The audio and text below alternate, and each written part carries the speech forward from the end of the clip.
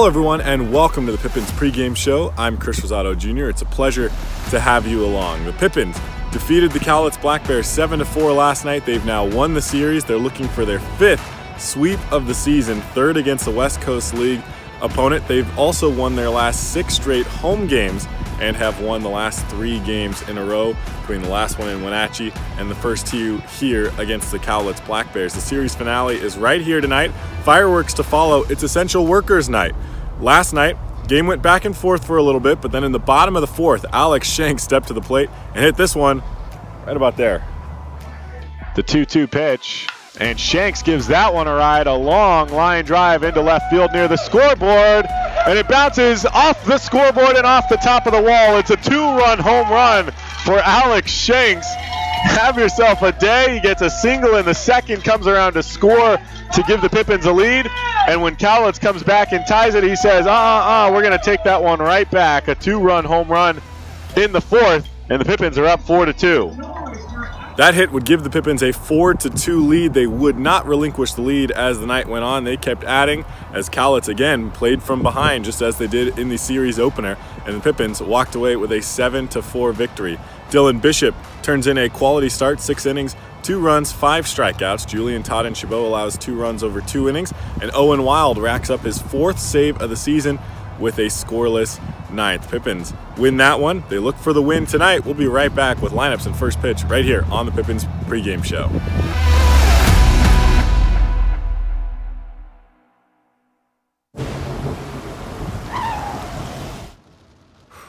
Sure glad we went to Les Schwab. I'm glad the baby's still happy. Well, I'm just glad that along with tires, Les Schwab also does brakes, alignment, and a bunch of other safety services. I mean, if we'd gone to a cheap tire store instead, I'd be a doggone wreck. My thoughts exactly. Les Schwab Tires, proud to be ranked #1 in overall customer satisfaction for aftermarket tire replacement by J.D. Power 2 years in a row. Our staff loves baseball, and we know how to match you with the perfect vehicle that fits your baseball lifestyle. We know that you'd rather be getting ready to head to the field or the big game, so we make sure you have the most efficient and stress-free experience as possible.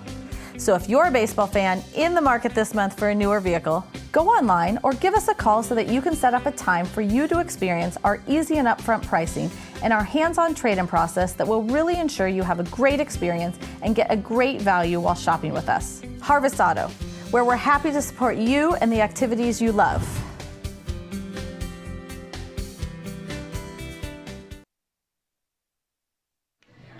Hello everyone and welcome back to Yakima County Stadium. We are live. Chris Rosado Jr. bringing you all of the action all season long right here on Mixler Audio at Pippins Baseball or on YouTube at Pippins Baseball. Or you can find both of those at pippinsbaseball.com/live. Tonight we are home. Tomorrow and Saturday the Pippins have 2 more home games to finish up this homestand, although those will be non-league games against the Highline Bears. Then the Pippins will take Sunday and Monday off and begin a 6-game road trip to Corvallis and then Port Angeles. And then there's one more series at home before the regular season comes to an end. Tonight, the Pippins try to wrap up their 3rd straight home sweep, this time against the Cowlitz Black Bears. They won the first 2 games. And we'll take you through tonight's starting lineups for the 3rd game, brought to you by the Yakima Herald-Republic. For the best sports coverage in the Yakima Valley, subscribe to the Yakima Herald-Republic, either in print or online. You can subscribe by calling 577-7755. The Yakima Herald-Republic, they tell your stories. For Cowlitz, Riku Nishida leading off, playing second base. Brock Bozette, the third baseman, hits second. Jacob Stinson will play right field and bat third. And Sam Brown, the first baseman, hits cleanup. If those 4 sound familiar to you, well, they should. They're the same top 4 hitters and positions that the Cowlitz Black Bears have had for all 3 games of this series. Kenny Johnson on the mound for the Pippins. First pitch to Nishida. It's taken low for ball 1. Bottom half of the lineup is a little different tonight. Johnny Radomski, the center fielder, he hits 5th. Dawson Martin, new catcher behind the plate, batting 6th tonight. Matty Fung enters the lineup. He's the DH, hitting 7th. Jace Bailey will bat 8th and play left field. And Matthew Schwartz, the shortstop, will bat 9th. Nishida fouls one off, 1 ball and 1 strike to start this game. Johnson with the 1-1 pitch, and Nishida lines this one the other way into left. Racing back is Alex Shanks underneath it. He reaches up and makes the catch for out number 1. Oh, that one looked like it could have been trouble from Nishida, going the opposite way that time, almost all the way into the left field corner, but Alex Shanks covers some ground. They tend to play him slightly to the pole side, and Shanks was able to recover on that one and make the grab for out number 1. Here's Brock Bozette. Kenny Johnson on the mound for the Pippins, as I said. 8 appearances, 7 starts for him so far, 4-3 record. First pitch misses up high to Brock Bozette, and that's ball 1. 4-3 record, 5.54 ERA, 37 1/3 innings pitched. He has 35 strikeouts, but 21 walks have also hurt him a little bit as he deals a 1-0 strike to Bozette, and it is 1-1. Bozette out of Spokane Falls Community College. Here's the 1-1 pitch, and that one lined the other way, far down the first base side, but way out of play, and it is 1-2.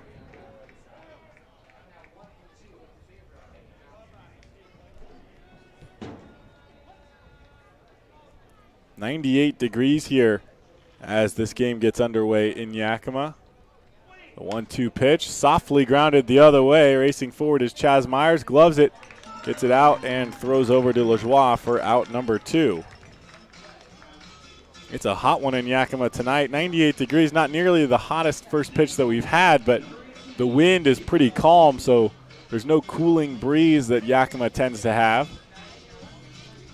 Pretty packed house tonight, as there are fireworks after the game, also celebrating Essential Workers Night here in Yakima. 2 outs and nobody on. Here's Jacob Stinson. First pitch, grounded down the first base side. That'll go foul. Defensively for the Pippins, Alex Shanks out in left field. Chase Graves manning center field, and out in right is Blake Dickman. Mason Marenko, the third baseman. Connor Kobalis at shortstop. Chaz Myers, who you just met, he's the second baseman tonight. Willie Lajoie back at first. And Sam Olson is behind the plate. One hops through the right side of the infield. Jacob Stinson with a 2-out base hit into right field. And that will bring Sam Brown to the plate. Just joined the team as they came out to Yakima back on Tuesday. And he is 0 for 7 without a hit so far. Bats with a runner on first base and 2 outs here in the top of the first inning. Cowlitz scored a run in the first inning on Tuesday's game. The Pippins wound up winning 12-8. First pitch to Brown is in there for a called strike. The Pippins scored a run in the first inning last night and also went on to win that game 7-4.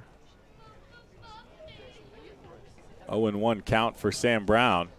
Left-handed hitter. Cowlitz back in their green jerseys tonight. Stinson takes off. Olson catches and throws to second. The tag not in time, and Jacob Stinson steals his third base of the season off of Sam Olson.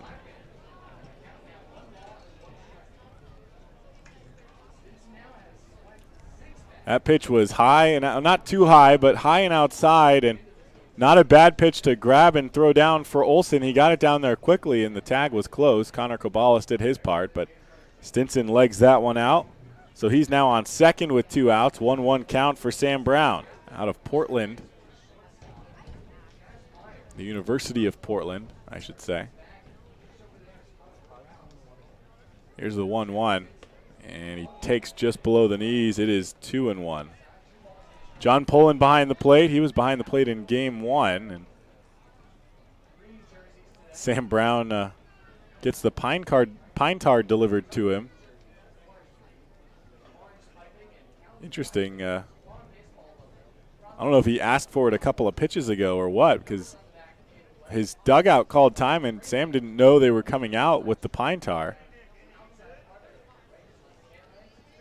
2 balls and 1 strike for Sam Brown.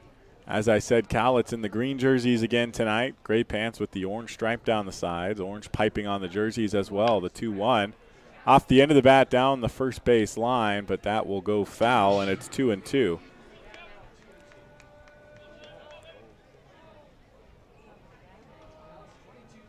Stinson on second base and 2 outs. The Black Bears trying to strike first.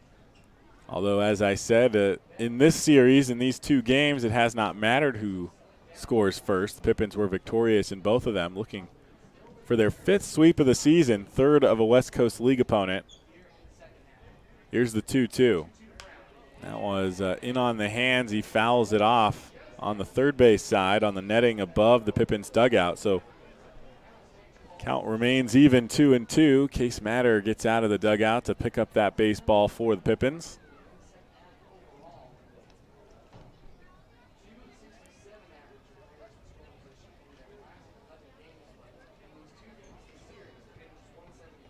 Kenny Johnson looks back at second. The 2-2 pitch up high, and he gets him swinging. First strikeout of the night for Kenny Johnson, and that one gets him out of the first. We turn to the bottom of the first inning. No score. We'll be right back. You're tuned into Pippins Baseball on the Pippins Broadcast Network. Sure glad we went to Les Schwab. I'm glad the baby's still happy. Well, I'm just glad that along with tires, Les Schwab also does brakes, alignment, and a bunch of other safety services. I mean, if we had gone to a cheap tire store instead, I'd be a doggone wreck. My thoughts exactly. Les Schwab Tires. Proud to be ranked #1 in overall customer satisfaction for aftermarket tire replacement by J.D. Power 2 years in a row. Our staff loves baseball, and we know how to match you with the perfect vehicle that fits your baseball lifestyle. We know that you'd rather be getting ready to head to the field or the big game, so we make sure you have the most efficient and stress-free experience as possible. So if you're a baseball fan in the market this month for a newer vehicle, go online or give us a call so that you can set up a time for you to experience our easy and upfront pricing and our hands-on trade-in process that will really ensure you have a great experience and get a great value while shopping with us. Harvest Auto, where we're happy to support you and the activities you love.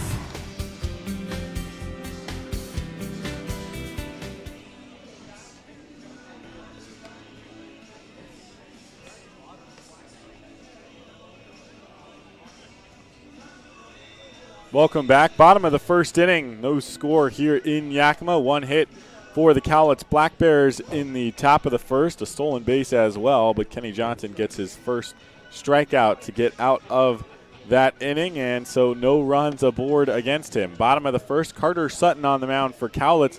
Freshman out of Bellevue. Freshman eligible.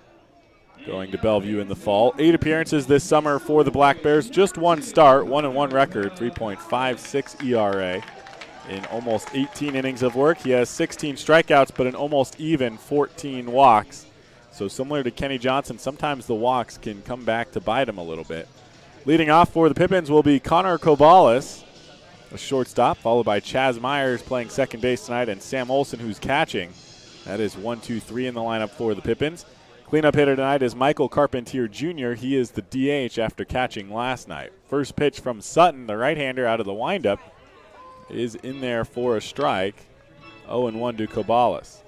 Willie Lajoie, the first baseman, will hit 5th tonight. Mason Marenko playing third base hits 6th. Blake Dickman moves down to the 7th spot, playing right field tonight. Cowlitz grounds this one over to Riku Nishida at second base. Scooped up and over to first. That's out number 1.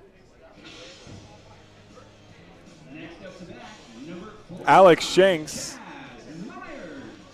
also moves down a spot, 2 spots in the lineup tonight. He's playing left field and batting 8th, and Chase Graves rounds out the bottom of the order playing center field. Here's Chaz Myers, currently leads the team in batting average with a .282 average. Him and Sam Olson have sort of traded the top spots over the last week and a half. Strike delivered to Chaz Myers. Right now, Connor Cowlitz, who's been on a bit of a tear over the last week, he has actually moved into second place, a few points above Olson. Here's the 0-1, and that one bounces outside, 1-1 to Chaz Myers. Pippins come into this game 10-4 in the North Division in the second half. On top of the division, as they were in the first, a 2.5 game lead over the Bellingham Bells, who is still not playing non-league games right now. Swing and a miss from Myers. When they started this series against Cowlitz, they had a 1.5 game lead, and just with each win, they've gained a half game. So now 2.5 up on Bellingham. The 1-2 pitch to Myers outside. He thought about going after it, but does not, and he takes ball 2. It's 2-2. Walla Walla Sweets continue to sink in the north after losing to Corvallis. They're now 5 games back with a 5-9 record. Wenatchee 6 games behind with a 4-10 record. The 2-2 just misses outside, and the count is full to Myers. And Port Angeles rounds out the bottom of the North Division in the second half with a 3-8 record. They are 5.5 games back, so a half game above Wenatchee, but winning percentage-wise, they're at the bottom, having played 3 less games. Here's the payoff pitch to Myers. Swing and a miss, and that is out number 2.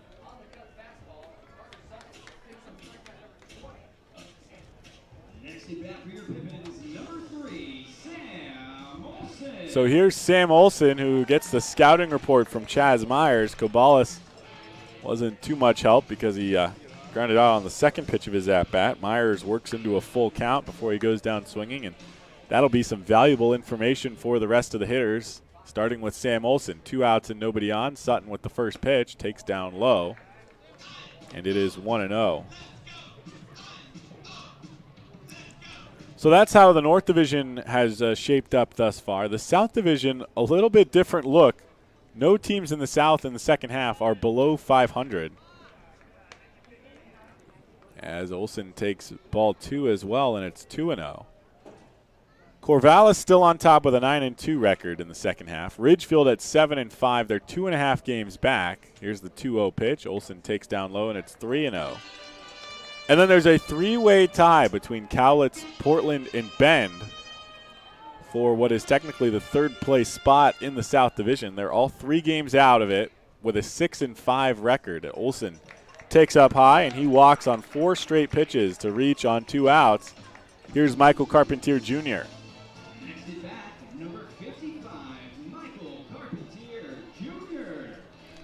So Cowlitz in good company in the South Division. Lots of competition. That division has been strong, which further amplifies how important playing at home has been for the Pippins. They've played 11 games against South Division opponents at home this year, and they've lost just 1 of them. They don't intend to make it 2 tonight. Here's the first pitch to Carpentier.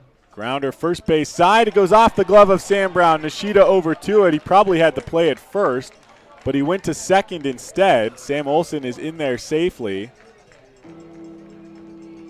He might have had to play it first. I believe the pitcher was covering on that play, but tried to get Olson maybe tailing off the bag or perhaps beating him on the force. Either way, he does not.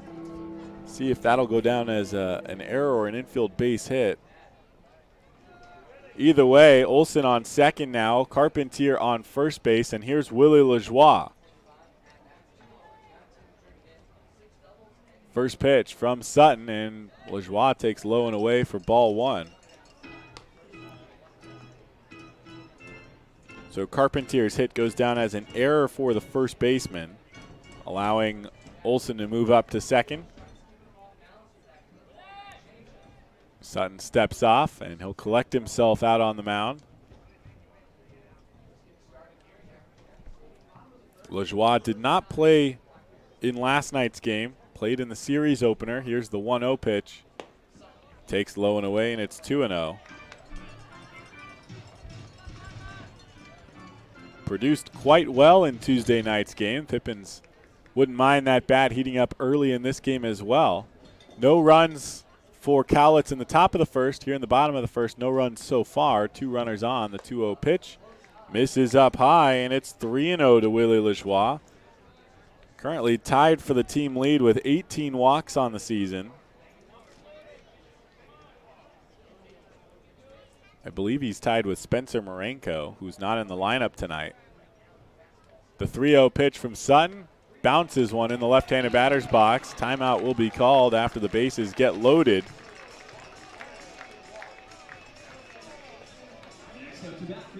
So Sam Olson walks with 2 outs on 4 pitches. Michael Carpentier Jr. on the first pitch he sees, bounces one to the first baseman. It goes off his glove for an error, and then Willie Lajoie walks, and the bases are loaded with 2 outs for Mason Marenko. Marenko's produced some big hits in this season. 233 batting average for Marenko, 13 RBI for him. He has 2 doubles, a triple, and a home run on the year. He's got a decent amount of power to the pull side, especially when you leave a fastball inside. He just turns on him and drives him deep. Sutton comes set. Here comes the first pitch. Mason takes at the knees for a called strike, and it's 0-1.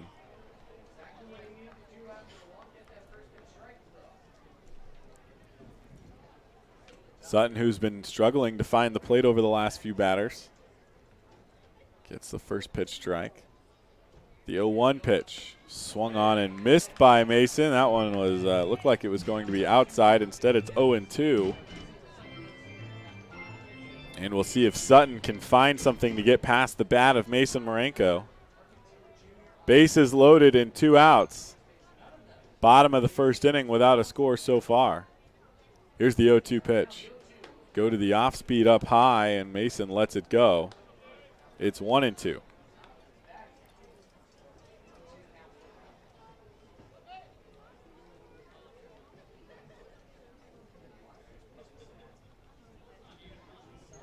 Sutton, hands out in front of his chest. Here's the 1-2 pitch, and grounded back up the middle. Past Sutton. Nishida will pick it up and step on the second base bag for the force out. No run scores on the play, and the Cowlitz Black Bears strand the bases loaded here in the bottom of the first. We head to the second, no score. You're tuned into Pippins Baseball on the Pippins Broadcast Network. Stay connected and let Perry Technical Institute provide you with essential skills to take your career to the next level. Perry Tech offers 14 specialized programs, from instrumentation and industrial automation to medical technologies, agricultural and diesel equipment technology, and professional truck driving. In as little as 5 weeks, you could be on your way to a new rewarding career. Call Perry Technical Institute today at 509-453-0374 or visit perrytech.edu. What has not traveling this last year really cost us? How about our peace of mind? It's time for a change of pace. Time to put aside the stress of the last year and get a new perspective with Fly YKM. Take back the time you lost and save time for what really matters. It's time for Fly YKM. Fly faster. Fly safer. Visit flyykm.com and connect to over 88 cities today.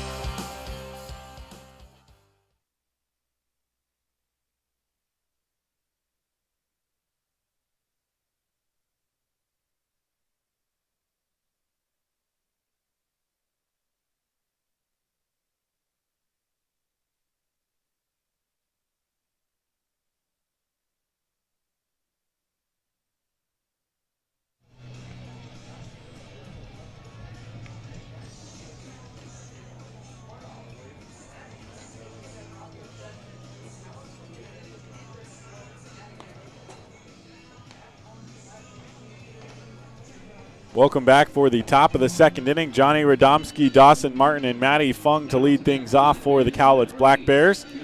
5, 6, and 7.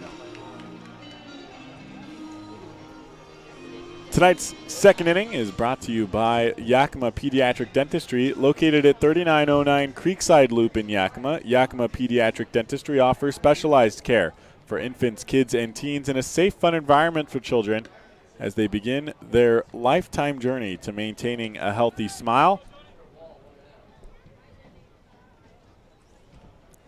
Kenny Johnson starts off Johnny Radomski with a ball outside. Got his first strikeout to end the top of the first inning after he allowed a 2-out single. Foul ball by Radomski, and it's 1-1.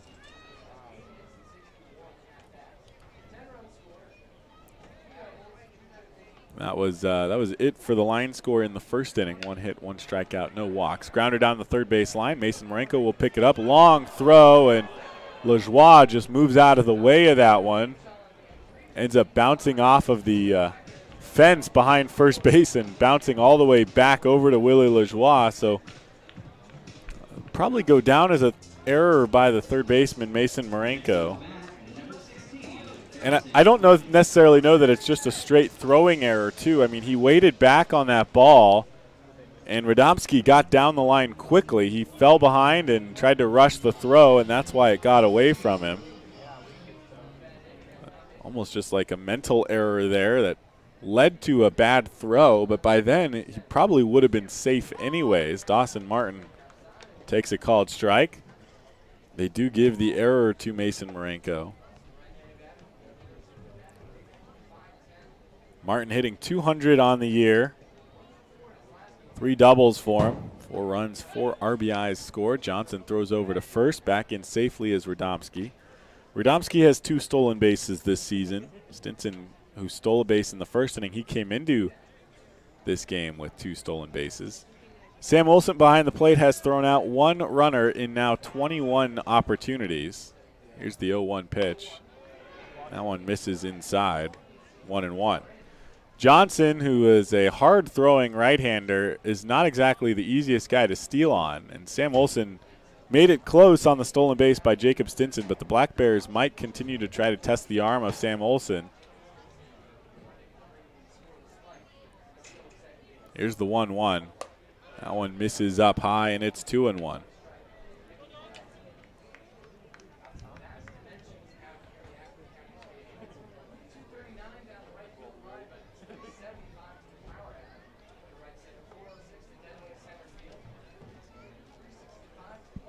Two balls and 1 strike for the right-handed hitting Dawson Martin. The pitch swung on and missed, and it is 2-2. Johnson does employ a bit of a leg kick.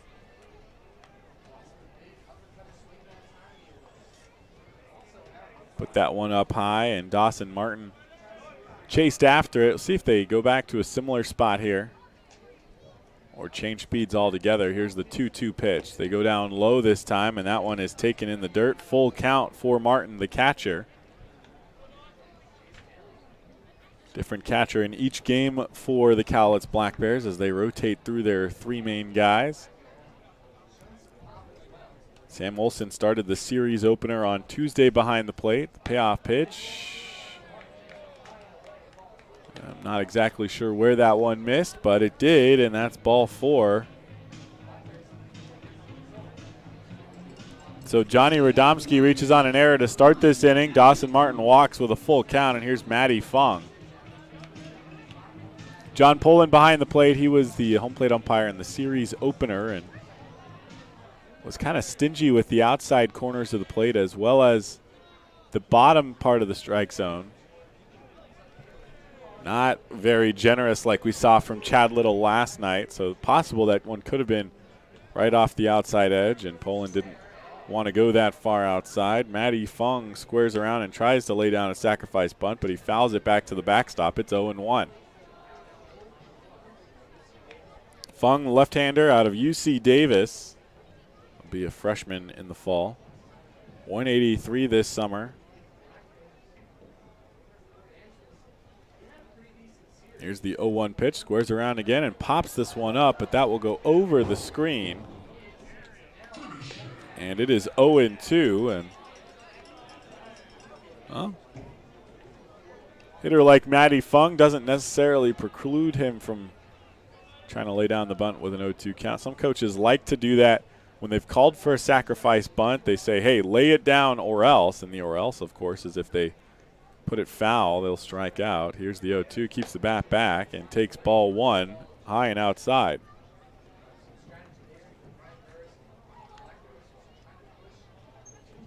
So runners on first and second, no outs here in the top of the second inning and no score. Kenny Johnson leans in and now comes set with the pitch.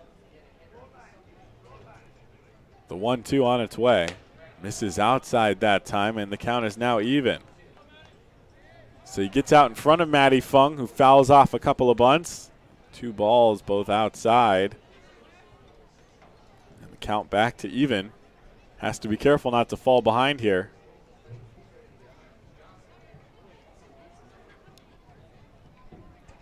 Here's the 2-2 pitch. Swung on and missed on the pitch up high. Matty Fung tried to stop his swing. By the time he did, he was 3/4 of the way around. Second strikeout for Kenny Johnson, and that's a big first out here in the top of the second inning. Fung was called upon to lay down a sacrifice bunt. Not only does Johnson eventually get him out, but the runners are still where they were. Here's Jace Bailey.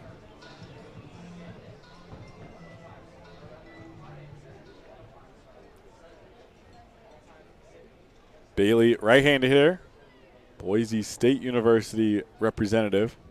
First pitch to him, and that one is a breaking ball up near his head. He ducks underneath it, and that's ball one. Bailey hitting .205, no extra base hits for him.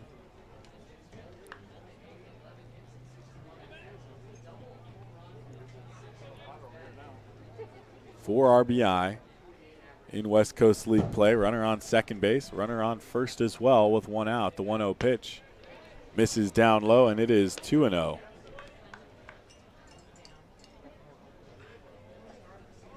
Bottom of the order, Matthew Schwartz is on deck. Jace Bailey did not play in either of the first two games of this series. Neither did Matty Fung, who hit before him. Here's the 2-0 pitch. That one up, and it's 3-0. And Kenny Johnson one ball away from walking the bases loaded. No runs so far for either team here in the top of the second inning.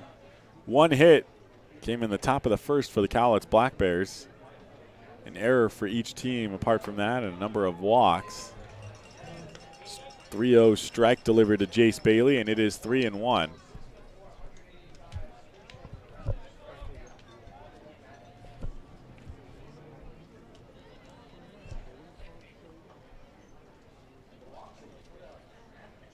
Johnson comes set, looks back at second base. Here comes the 3-1 pitch. Fouled off. He got a piece of that one, and then it got a piece of Sam Olson. Looks like on the inside of his foot.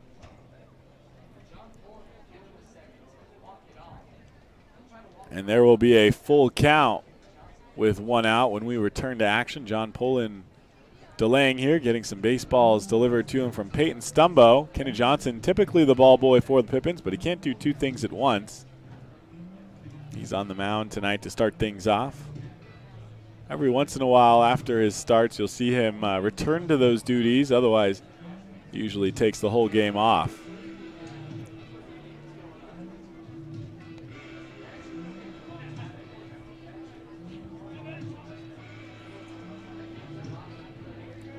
The Black Bears wanted a mound visit charge to Sam Olson, who went out to talk to Kenny Johnson after getting hit by that pitch, and John Pullen having none of that. Sam Olson was walking things off, and even if he did talk things over, ultimately was given time to make sure his foot was okay. So runners on first and second, one out, and a full count. The payoff pitch swung on and lined back to the screen, and the count remains full.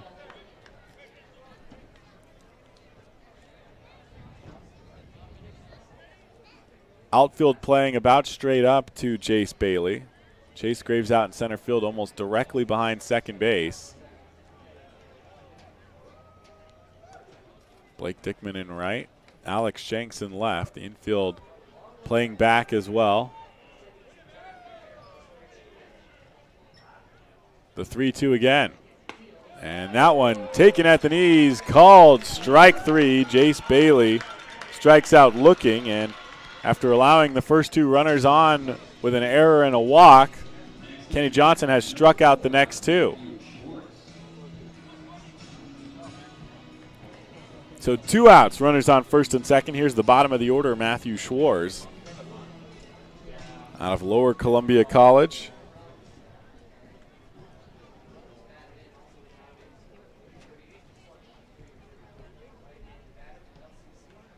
Kenny Johnson continues to work out of the stretch. The first pitch swung on and missed, and that was a slider low and away.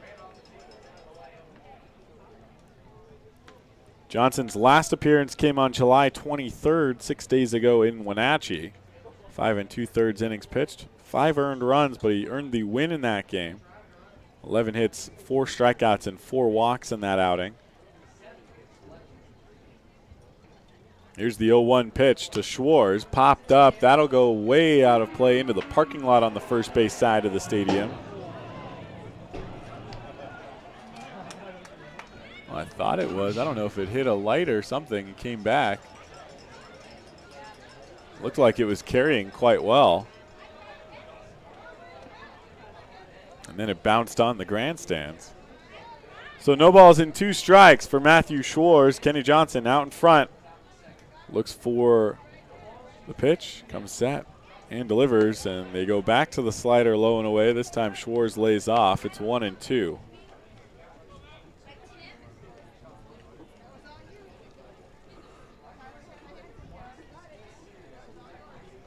The teams, both teams last night had 0 errors combined.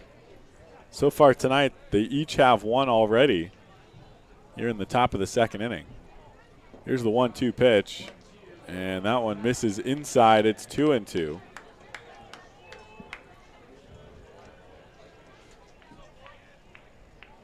The runner on second, Johnny Radomski, he led off this inning with a grounder to the third baseman, Mason Marenko, who waited back on the ball. Found himself having to catch up, rush the throw, threw it over the head of Willie Lajoie and was charged with an error. Dawson Martin walked on a full count. 2 strikeouts after that. The slider, front door, comes across, and Matthew Schwartz strikes out looking. So the first 2 runners aboard, and then Kenny Johnson strikes out the next 3, 1 swinging and 2 looking. 4 strikeouts for him in 2 innings, 1 hit and 1 walk. We head to the bottom of the second. No score. You're tuned into Pippins Baseball on the Pippins Broadcast Network. Who knew it was so difficult to find the right bank? I know. It's so confusing. And checking out your banking options? Oh, sounds overwhelming. The common certainty. Enough! With Banner Bank, it's easy to manage your finances, and help is here when you need it. Be gone, Cloud! Oh! Wait! No correction. Built for banking. Banner Bank. If we win the lottery, we'd remodel our home. We'd start with the kitchen. Ooh. And out back is where the big trucks will go. Wow! Ben, you don't even live here anymore? Hey, don't forget about Grandma.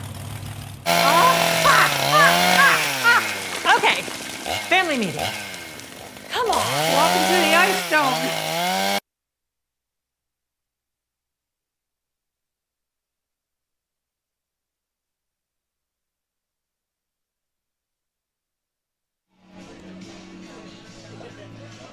Welcome back for the bottom of the second inning. 7, 8, and 9 due up for the Pippins. It will be Blake Dickman, Alex Shanks, and Chase Graves leading things off. Kenny Johnson has struck out 4 batters in the first 2 innings. 3 of them came to end the top of the second after the first 2 batters got aboard. Blake Dickman has played in all 3 games of the series. He was the DH in Game 1, where he went 2 for 3, single, a double, and 2 walks. Had an RBI, 2 runs scored, a great game on Tuesday night. Last night he was the first baseman. He went 1 for 4. Slightly less productive night, but still helped his team out. Bats 7th tonight and is out in right field. First pitch taken on the inside corner for a strike.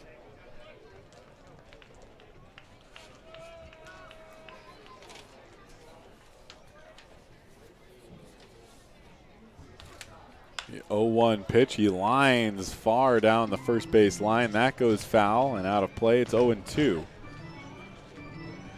Dickman in the last week, 4 for 16, 2 doubles and 4 runs scored with a pair of RBI and 5 walks. He also stole a base in the last week.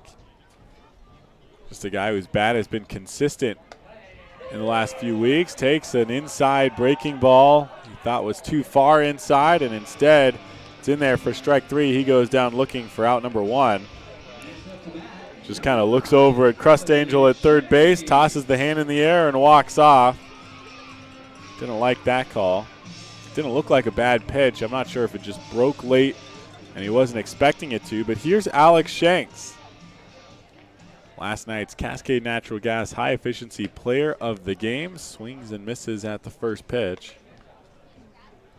Comes into this game second on the team in RBI with 21. And second on the team in home runs as well. He had his third of the season last night. Lines one into shallow left field. That will drop in for a base hit. Big turn at first as they are slow to get it into the infield, but now he heads back. So a one-out base hit for Alex Shanks starts the offense for the Pippins in the bottom of the second. That is the first hit of the night for them. They loaded the bases in the first inning, but that was on 2 walks and an error.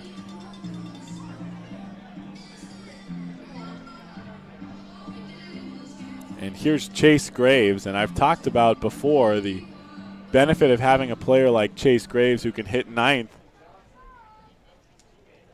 As Alex Shanks slides back into first, the pickoff throw from Carter Sutton. Got there right on time and was well placed, but Shanks gets the hand in. Another throw over, and he might have been out that time, but the ball gets away from the first baseman, and Shanks plays the part, runs into Sam Brown, who was trying to chase down the baseball, and just kind of sloppily ran into him and fell down, drawing the obstruction calls. So Alex Shanks is awarded second base easily on that one. Of course, Brian Burris is going to have a conversation. That is a cut and dry obstruction call. Nobody likes that call, but it doesn't. Intent makes no difference on a play like that. And the fact of the matter is Alex Shanks was obstructed on his way into second base. He did everything right that you are told to do as a runner, which is you have to actually make an attempt to go to the base, and you have to make contact with the fielder. Sometimes the base runners will go back to first. Sometimes they will intentionally go around the fielder trying to draw a call that way. But the only way to guarantee you get the obstruction is to actually make contact, get in the way, and that's exactly what Alex Shanks did. Now, the Black Bears are arguing, well, what was Sam Brown supposed to do? The ball was, he went in a straight line to go get that ball, but unfortunately that doesn't play into the rule of obstruction. It does not matter whether you're trying to go make a play on a ball unless you're moving into the baseline to catch the ball, which he was not doing. He was moving into the baseline to go pick up the ball. And so obstruction, the right call there by the umpires. Chad Little, the field umpire, makes the right call on the fly, explains it to Brian Burris, and he's back in the dugout. Here's Chase Graves. First pitch, finally, and that's fouled off.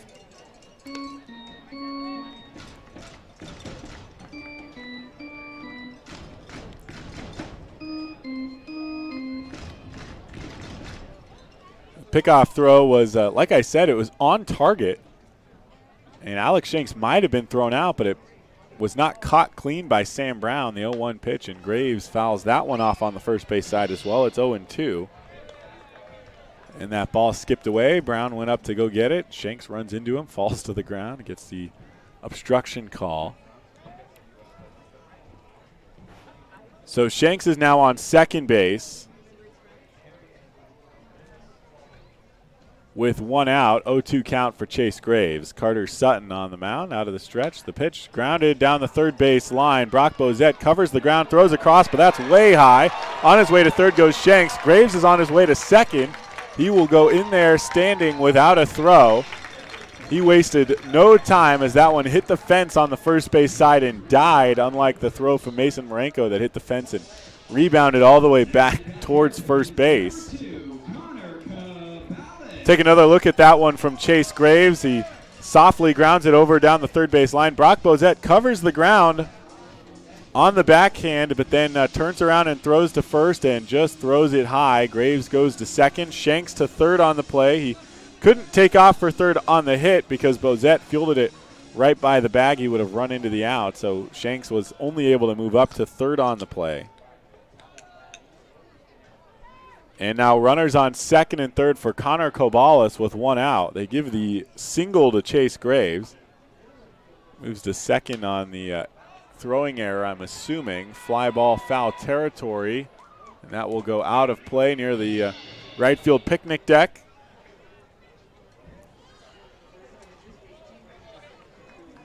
So Shanks to third And Graves to second on the throwing error by the third baseman after the infield single for Chase Graves. So 2 singles and a couple of errors have helped the Pippins get runners on second and third.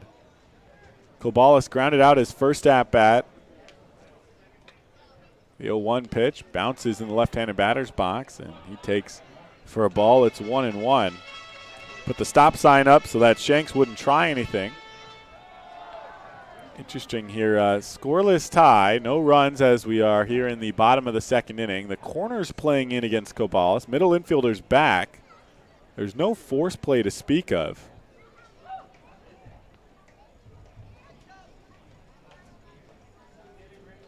Here's the 1-1 from Sutton, and Cowlitz swings and misses. It's 1-2.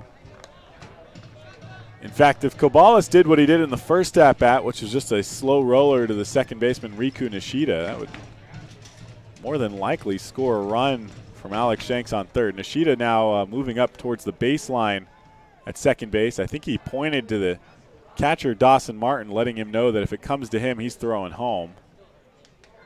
Here's the 1-2 pitch, and Cowlitz swings and misses. That is strikeout number 2 of this inning, as Carter Sutton started the inning striking out Blake Dickman looking and gets Cowlitz swinging.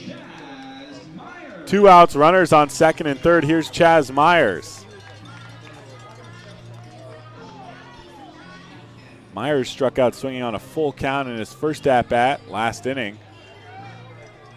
He'll try to keep this offense moving here in the second inning. First pitch to him, he takes low and away, and it's 1-0.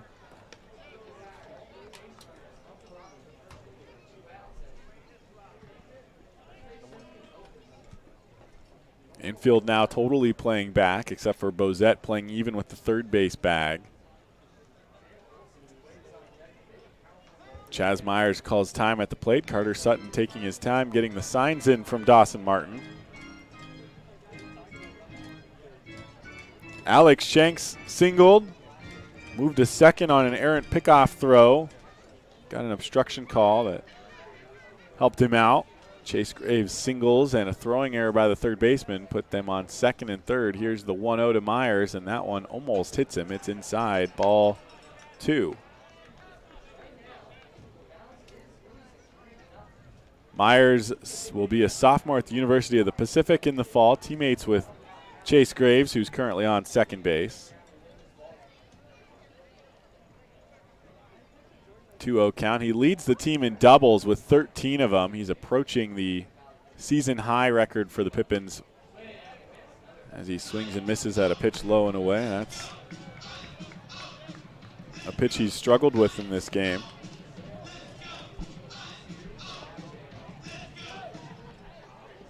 Sam Olson on deck was the first batter to reach base in this game. He walked with 2 outs in the first inning. They loaded the bases with 2 walks and an error that helped them out. Here's the 2-1 to Myers as he takes on the inside corner for a strike on a pitch that was far enough inside that Dawson Martin had trouble catching it, but apparently caught the inside corner. So 2 balls and 2 strikes. Does not, where the catcher catches the ball does not factor into where it was in the strike zone.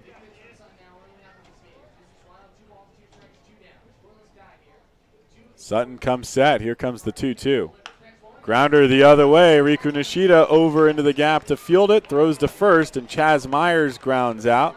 They needed that grounder before there were 2 outs. So the Pippins leave the bases loaded in the first. They leave 2 runners in scoring position in the second. We head to the third without a score. We'll be right back. You're tuned into Pippins Baseball on the Pippins Broadcast Network.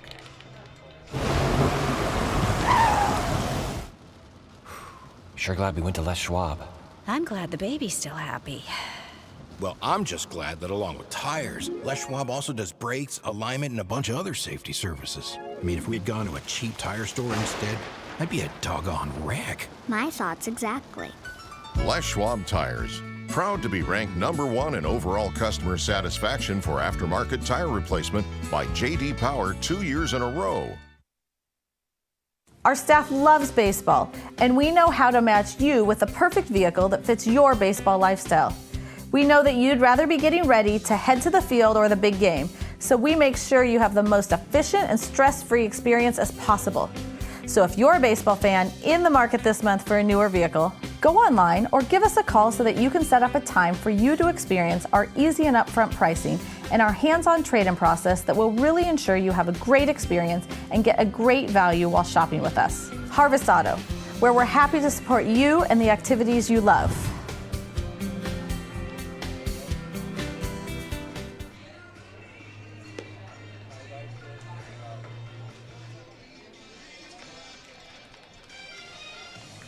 Welcome back for the top of the third inning. Top of the lineup for the Cowlitz Black Bears. Kenny Johnson returns for a third inning of work. 4 strikeouts in 2 innings so far, 1 hit and 1 walk. No runs for either team in this game as we enter the third. Riku Nishida, Brock Bozette, and Jacob Stinson will lead things off against Johnson.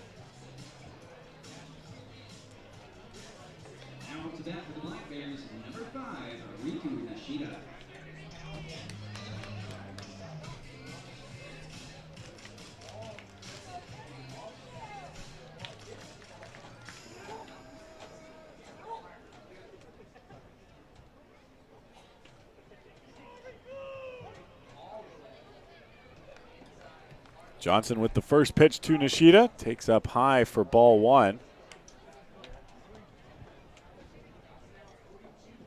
Johnson with a special shout out. Wanted to make sure I gave a shout out to his parents, Ken and Lisa, watching from home. They tune in for all of his starts, and every once in a while he sees me before games, and whenever he does, always asks for a shout out. So he gets one here in the top of the third inning.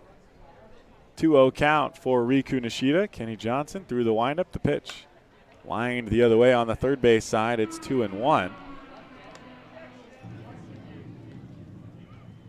Understand there are a lot of families that frequently watch these broadcasts. That's one of the main reasons we have it up, is so that parents can track these players as the season goes on, since we know you can't all make it out to Yakima as much as you'd like to.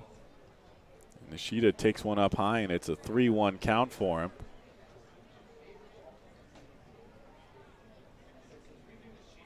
The 3-1 pitch.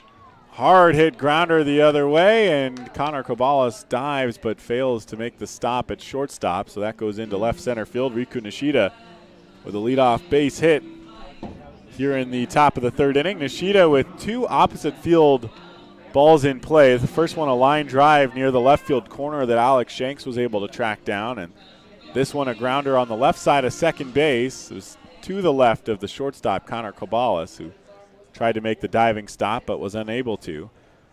Brock Bozette will bat. He grounded out in his first at-bat. Nishida on first. He has 14 stolen bases this year. He's yet to be caught. Fouls the first pitch off, Bozette does.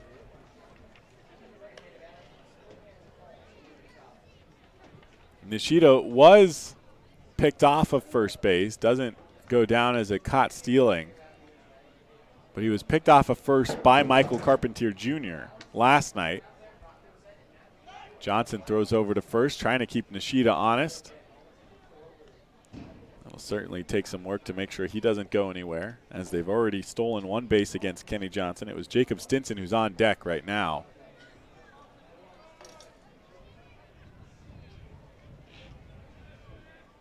No balls in 1 strike for Bozette. Long hold from Johnson, and the pitch just misses outside. It's 1-1. I think that one was one of those pitches just outside, according to John Poland. Nishida with the start-stop stutter step secondary does it again, and Johnson misses up high. It's 2-1.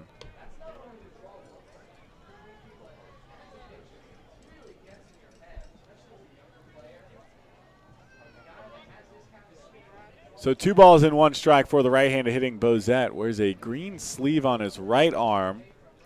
Same color green as his jersey. The 2-1 Nishida takes off. Breaking ball in there for a strike. The ball gets away from Chaz Myers, and Nishida slides in. He likely was safe anyways. Actually Looked like a strike, but no call from the umpire Poland, so I guess that's going to go down as a ball.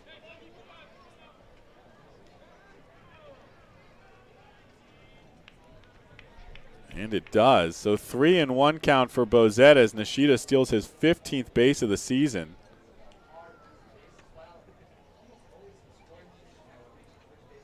Here's the 3-1 pitch, and that one hits Bozette on the shoulder. Well, that would have been a walk, and instead it is not.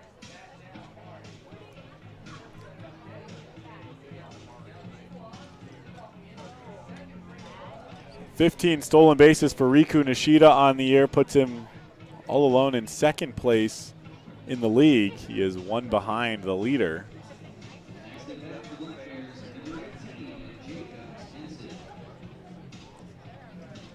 So for the second straight inning, the first two batters have reached, and there are runners on first and second with no outs here in the top of the third inning for Jacob Stinson, who to this point has had the first hit of the night for the Black Bears. Riku Nishida had the single that started this inning. Stinson then stole second base. 2 stolen bases against Kenny Johnson and Sam Olson.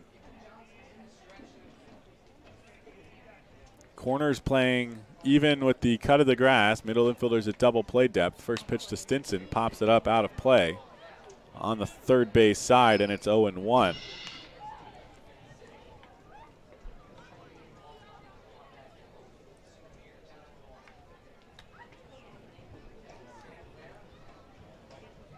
Left-handed hitting Jacob Stinson against Kenny Johnson. Black Bears with a nice mix of left-handed batters and right-handed batters throughout the lineup. Here's the 0-1. Popped up behind home plate, and that will tail just out of play a few rows up, and oh no. A man seated next to a woman, and the man was trying to make the catch over her head, and not only did he not make the catch, he actually let it fall onto her head, and man. He is never going to hear the end of that one.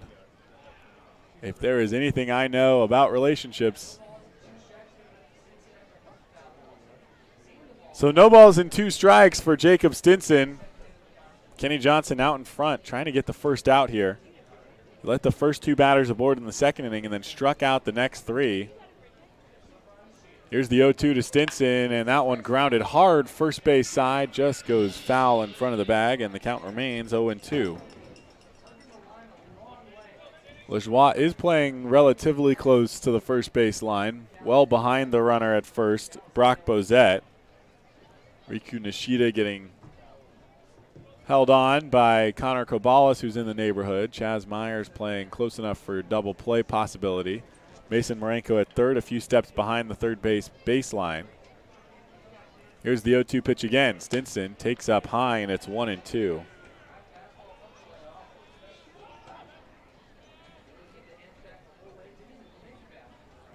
Johnson out of Lancaster, California, representing the California State University Bakersfield Roadrunners, where he was a reliever this year, has come in and mostly started for the Pippins. Here's the 1-2 pitch, swung on and missed. And that is strikeout number 5 for Kenny Johnson in just the third inning.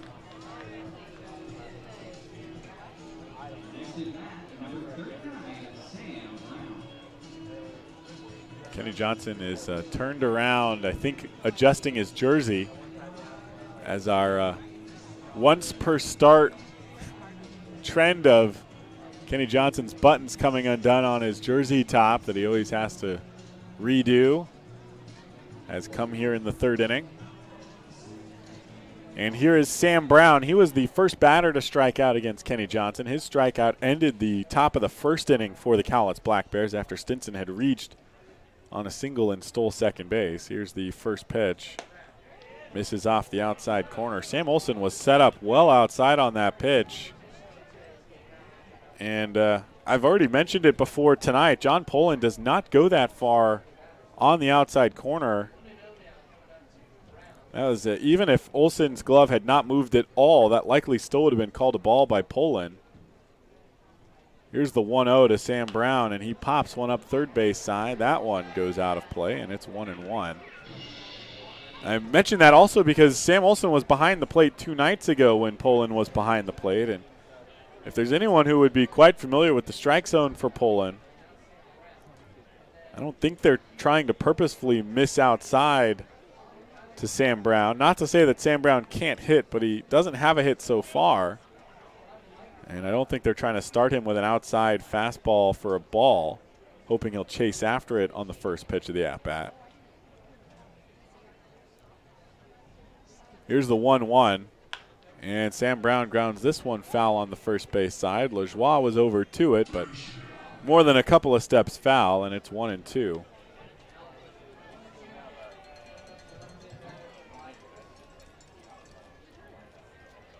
Sam Brown now with 3 strikeouts in 3 games for the Black Bears. He's come on and helped a tremendous amount at first base. And at the plate, just has not had any hits so far. Here's the 1-2, and that one misses up high, I guess. It's 2-2.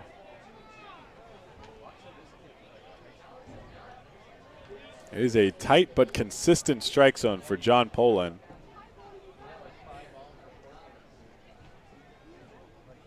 So runners on first and second with 1 out. Kenny Johnson still trying to get through this here in the top of the 3rd inning. No score. 2 hits overall for the Black Bears, 1 for the Pippins. Here's the 2-2 pitch. Sam Brown lines this one into shallow center. Chase Graves over to it. Scoring from second is Nishida. The throw will go to third. It's cut off by Connor Kobalas, who looked at first, but Sam Brown was not being held on at first by anyone. Willie Lajoie was ready to trail the runner to second. So that puts runners on the corners as the first run of the game scores, and Cowlitz leads 1-0 after the RBI single from Sam Brown.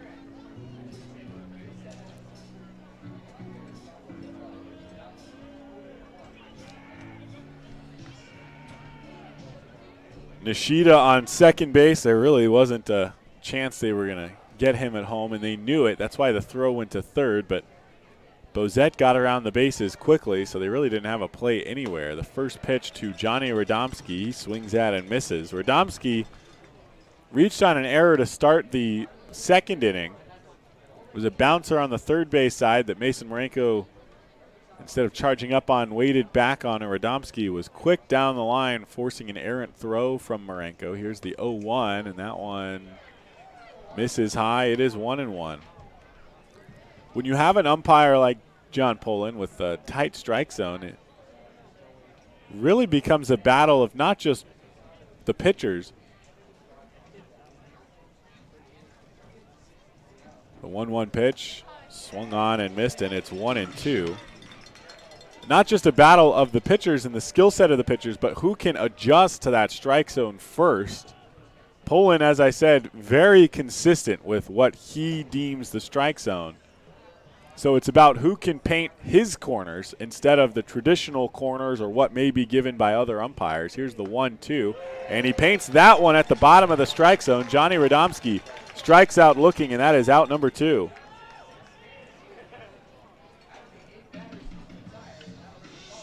So 1 run scores in this inning. Runners still on the corners and 2 outs. The last 6 outs for Kenny Johnson have all been strikeouts, with a couple of hits and walks and a hit by pitch peppered in between. Here's Dawson Martin. He walked in his first plate appearance in the 2nd inning. First pitch, and tried to hold back the swing. Called a strike. It's 0-1. Sam Brown on first base after his first hit of the series and first hit with the Cowlitz Black Bears. Does not have a stolen base so far. The 0-1 pitch misses up high, and it is 1-1. Brock Bozette on third base. He was hit by a pitch earlier in this inning after Riku Nishida reached on a single and stole second base. Bozette went first to third on the base hit by Sam Brown into center. Here's the 1-1 to Martin. He takes up high, and it's 2-1.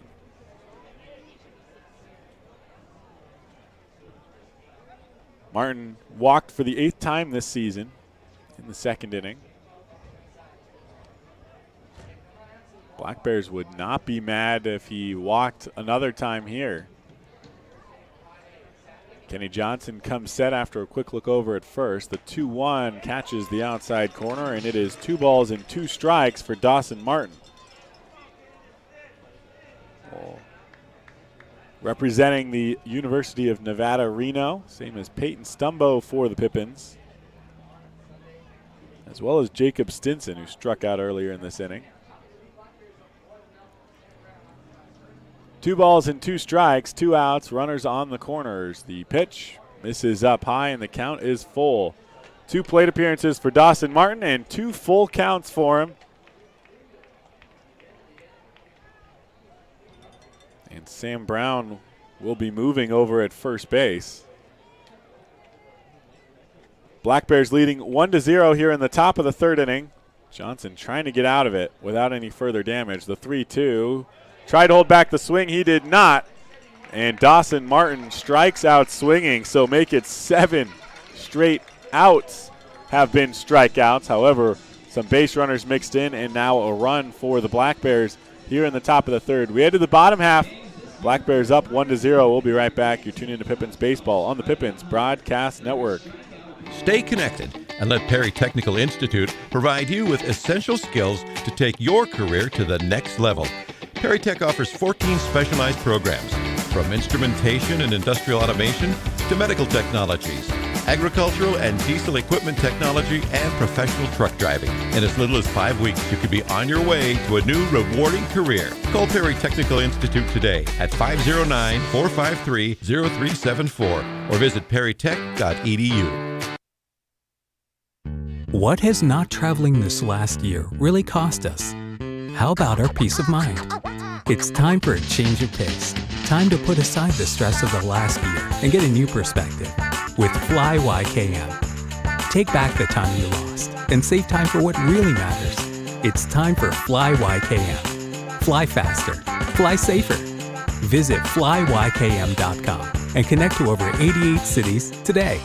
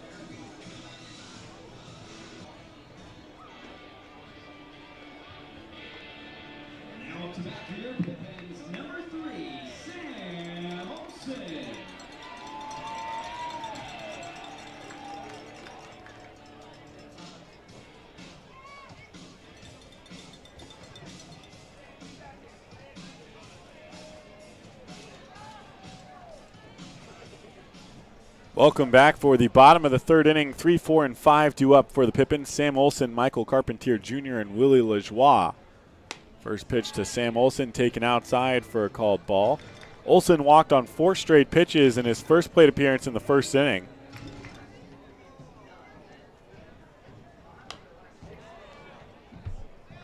The 1-0 fouled off. So the first strike thrown to Sam Olson in this game, and he wants some more pine tar as well on his bat. Head coach Kyle Crustangel came down for a conversation with John Poland and Chad Little in between the half innings. I'm not really sure what exactly he had to talk to them about. There wasn't anything really controversial or anything that didn't go the Pippins' way. Just went out for a chat that lasted the break. Here's the 1-1 to Sam Olson. Chases up high, and it's 1-2. For Carter Sutton, 2 innings pitched, 2 hits, 2 walks, 3 strikeouts. No runs against him thus far. The Black Bears lead 1-0. The 1-2 pitch, he takes up high. Good decision by Sam Olson to lay off that pitch that time, and it is 2-2. Michael Carpentier Jr. bats behind him. He reached on an error in the first.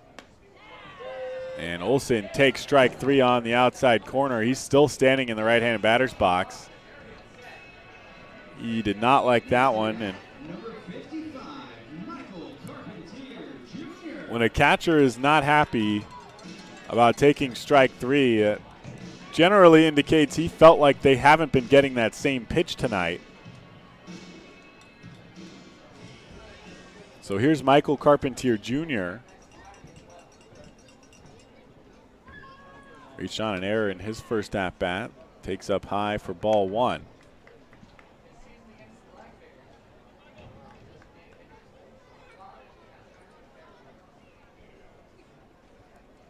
Sutton out of the windup. The 1-0 pitch misses up high, and it is 2-0.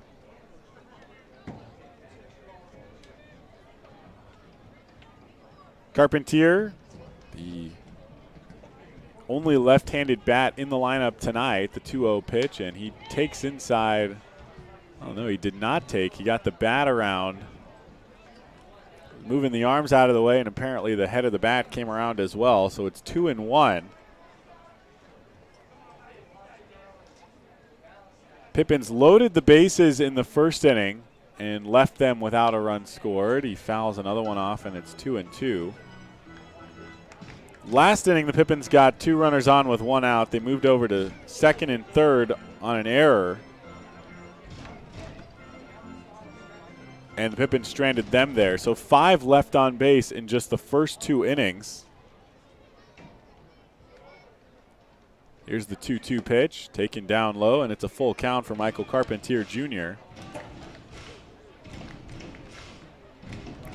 Meanwhile, the Black Bears have left 4 runners. Actually, they've left 5 as well, but over 3 innings. The payoff pitch to Carpentier, popped up. That will go out of play behind home plate as Dawson Martin jogs to the backstop and watches it fly over, foul. 1 out in the inning, nobody on here in the bottom of the third as the Pippins look to tie things back up at 1. The game went back and forth for the first couple of innings with the Pippins scoring the first run. Cowlitz with a run in the second. Pippins took a 2-1 lead in the second inning, and Cowlitz evened it up at 2 in the fourth before the 2-run home run by Alex Shanks. Here's the 3-2 to Carpentier, and he takes on the outside corner, and that one looked like what should be an outside corner strike, but has not been for most of tonight. And Carpentier had almost let the bat go. Instead, he takes strike 3, and that's 2 strikeouts to start the bottom of the third inning. Here's Willie Lajoie.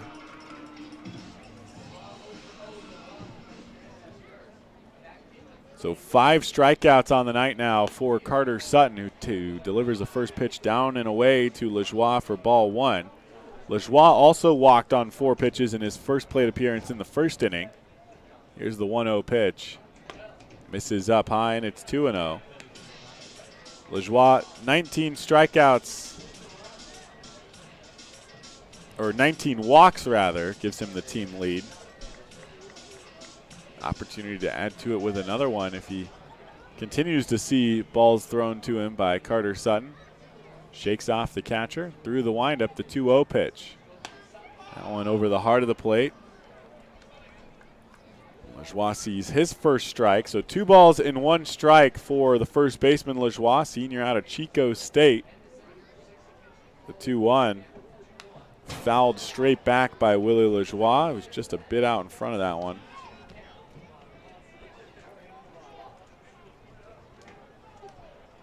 Lajoie, who has hit in a number of different spots in the lineup for the Pippins, spent a large amount of time hitting third. The 2-2, and he takes down low for ball 3. Sutton was walking off the mound. He'll have to get back up now and prepare for a payoff pitch to Willie Lajoie. First 2 batters struck out looking. Sutton through the windup. Here's the payoff pitch. And Lajoie does not strike out, but he does lift a high fly ball to shallow left. Jace Bailey ranges in, and he makes the catch for out number 3. So we head to the fourth. Cowlitz leading 1-0. 7, 8, and 9 due up. We'll be right back. You're tuned into Pippins Baseball on the Pippins Broadcast Network. Stay connected and let Perry Technical Institute provide you with essential skills to take your career to the next level. Perry Tech offers 14 specialized programs, from instrumentation and industrial automation to medical technologies, agricultural and diesel equipment technology, and professional truck driving. In as little as 5 weeks, you could be on your way to a new rewarding career. Call Perry Technical Institute today at 509-453-0374 or visit perrytech.edu. What has not traveling this last year really cost us? How about our peace of mind? It's time for a change of pace. Time to put aside the stress of the last year and get a new perspective with Fly YKM. Take back the time you lost and save time for what really matters. It's time for Fly YKM. Fly faster. Fly safer. Visit flywkm.com and connect to over 88 cities today.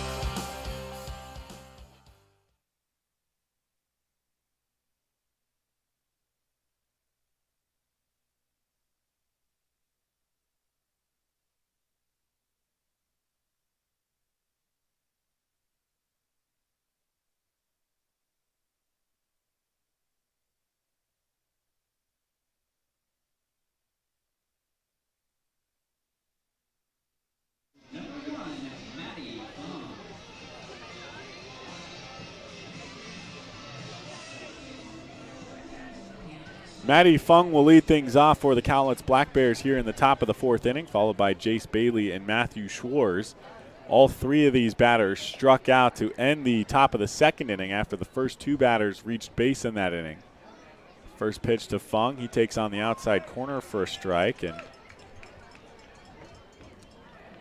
that pitch looked like the pitch that Michael Carpentier Jr. struck out on that I said was not being called a strike earlier in the game, but Poland, at least evening things out here, does call that one a strike. This one fouled off by Matty Fung, and it's 0-2. That was a pitch that about an inning ago I was just commenting about Sam Olson being set up that far outside and Poland not calling those pitches. Here's the 0-2 to Fung. They go back to the outside corner, swung on and missed. And Matty Fung strikes out swinging for the second time tonight. That is strikeout number 8 for Kenny Johnson. Jace Bailey will bat with one out here in the top of the fourth. I have to wonder whether the change came after the conversation with Kyle Crustangel. Bailey tried to lay down a bunt. It went off of his bat and I believe hit him in the batter's box. So foul ball. Important distinction there that it hits off of his body in the batter's box or hits off of his bat in the batter's box, because if he's out of the batter's box when he makes contact, that would be an out instead. The 0-1 is popped up foul territory, first base side. Lajoie to the fence, and we'll watch it bounce into the stands. So no balls and 2 strikes for Jace Bailey. Right-handed hitter finds himself behind Kenny Johnson, who has come back out for this fourth inning with a purpose.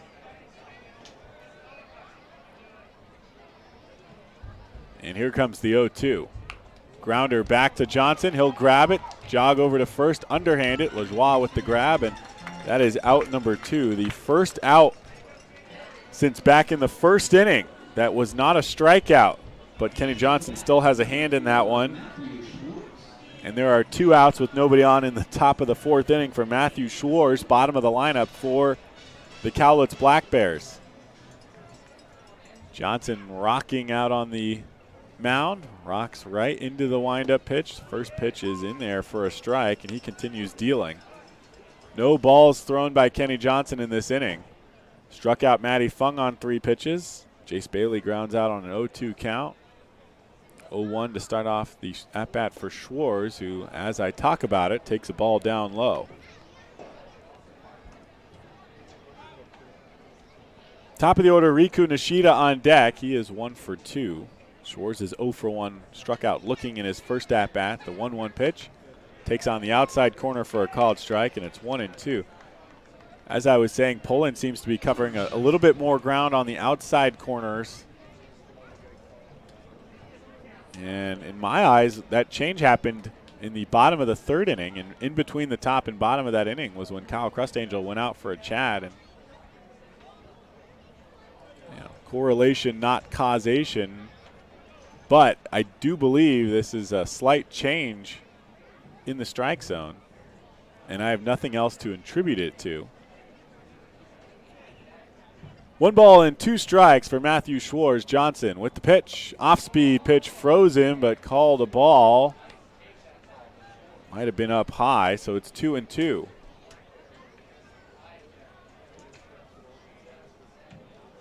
And Johnson will make it 2 times tonight. He's got to adjust the buttons on his jersey.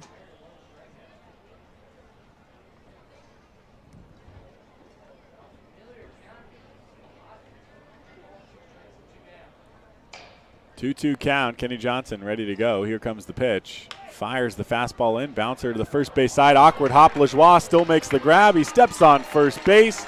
Doesn't need Johnson, who was covering anyways.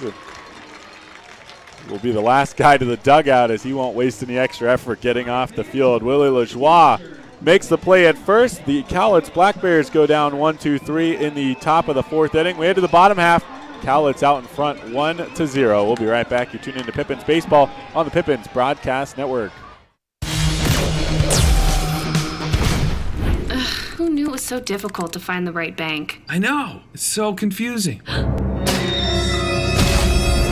checking out your banking options? Oh, sounds overwhelming. The cloud of uncertainty! Enough! With Banner Bank, it's easy to manage your finances, and help is here when you need it. Be gone, Cloud! Oh! Wait! Ah! Built for action, built for banking. Banner Bank. If we win the lottery, we'd remodel our home. We'd start with the kitchen.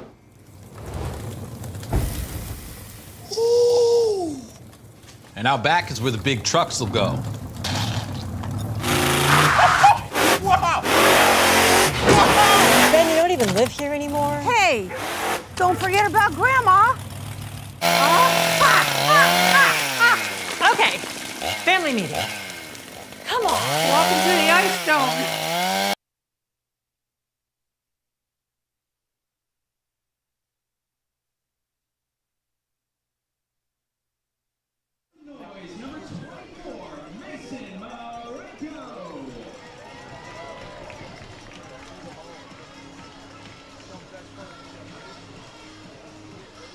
Welcome back for the bottom of the 4th inning. Mason Marenko to lead things off, followed by Blake Dickman and Alex Shanks. 6, 7, and 8 due up for the Pippins here in the 4th as they trail 1 run so far. 1 run for the Cowlitz Black Bears has come on 3 hits, 2 errors for the Black Bears in this game. 1 error for the Pippins. They've scored no runs on 2 hits. Mason Marenko fouls off the first pitch, and it's 0-1. Carter Sutton still on the mound. The 0-1 pitch fouled back to the backstop, and it is a quick 0-2 for Mason Marenko. Sutton in his first 3 innings has allowed 2 hits, 2 walks, 5 strikeouts, and no runs against him. His last inning went 1-2-3, 2 strikeouts and a flyout. Here's the 0-2 to Mason Marenko. Checks his swing but fouls it off, and at least he stays alive.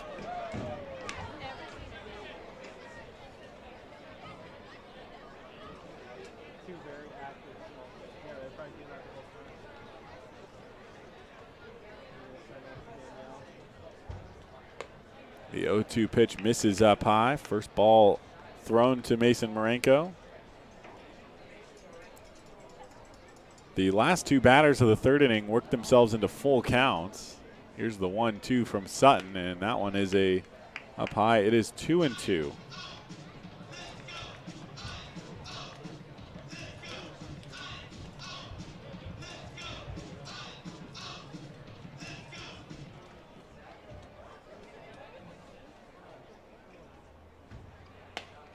Swing and a miss from Mason Marenko. And he is out number 1 here in the bottom of the 4th inning.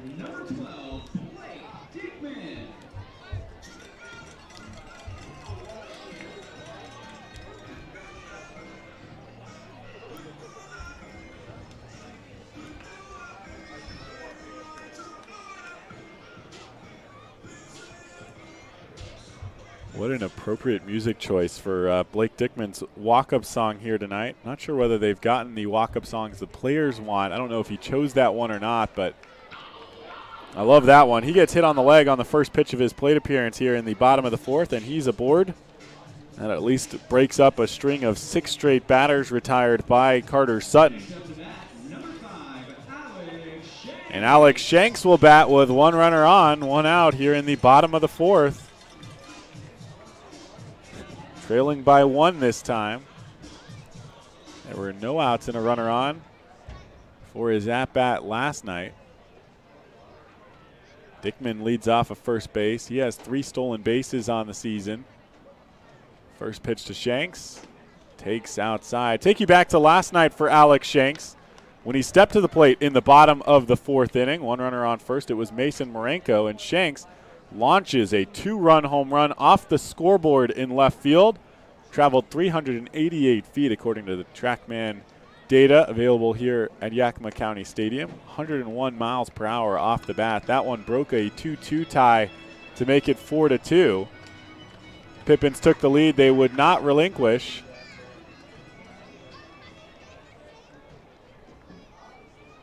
See if he can help tie things up. If not, give the Pippins a lead here in the bottom of the 4th of this game. The 2-0 pitch misses inside, and it is 3 balls and no strikes for Alex Shanks. He's already done his part to at least get into scoring position. He singled with 1 out in the 2nd inning, and after an errant pickoff throw, he drew an obstruction call off of first base, using his baseball IQ to move over to second. Chase Graves singled, put runners on 2nd and 3rd. This ball gets away from the catcher. Shanks walks. Dickman on his way to second.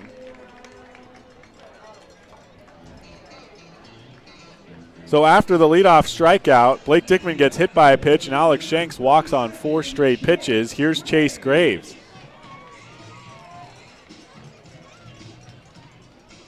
He had hit a roller down the third base line that Brock Bozette managed to range over and backhand, and then had to make a long throw across the diamond overthrew the first baseman, allowing Shanks to move to second, or Shanks to move to third, and Graves to go all the way to second on the play. Went down as a base hit for him. The Pippins would use another one. Here's the first pitch. Graves grounder to the right side. Riku Nishida will be there. Throws to second. They turn to first. Not in time. Chase Graves beats out the double play to at least keep the inning going. Blake Dickman moves over to third on the play. Shanks out at second. The smooth hands and feet of Riku Nishida turned just getting the safe out at first into almost turning a double play. And Graves reaches on the fielder's choice. So here's Connor Cowlitz, 0 for 2 tonight, ground out and a strikeout, and the Black Bears, I thought they already put in a first and third defense play, but they're putting one in now. Especially comes into play because of the base running the Pippins put on in the series opener. They took advantage of some first and third opportunities. First pitch to Cowlitz taken down low for a ball. We saw both versions, really, of the first and third play. A runner straight stealing second, drawing the throw, and a runner with a delay steal. They could be, as Cowlitz swings and misses at one, it goes through the legs of Dawson Martin but stays near him. It was more a matter of whether he would find the ball in time, and he did. So it's a 1-1 count for Connor Cowlitz.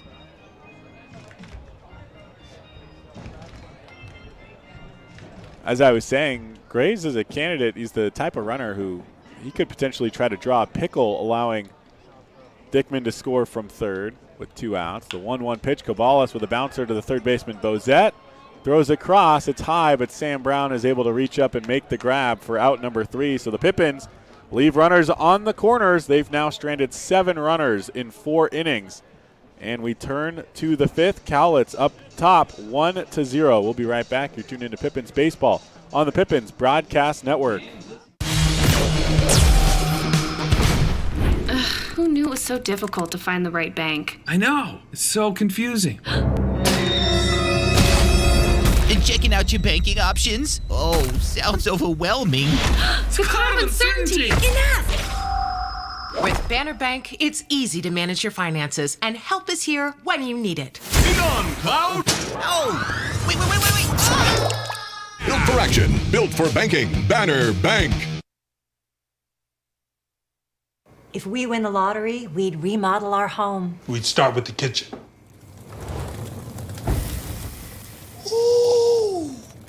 And out back is where the big trucks will go. Wow! Ben, you don't even live here anymore? Hey, don't forget about Grandma. Okay, family meeting. Come on. Welcome to the Ice Dome.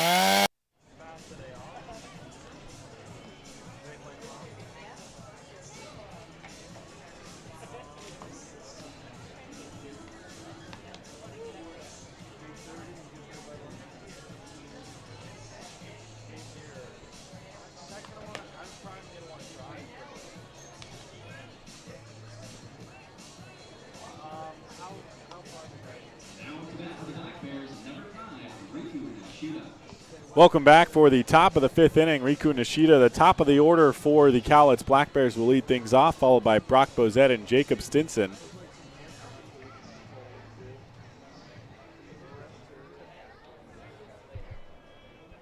Riku Nishida 1 for 2 tonight, had a base hit in his last at-bat in the third inning, stole second base, and came around to score the only run of this game for either team.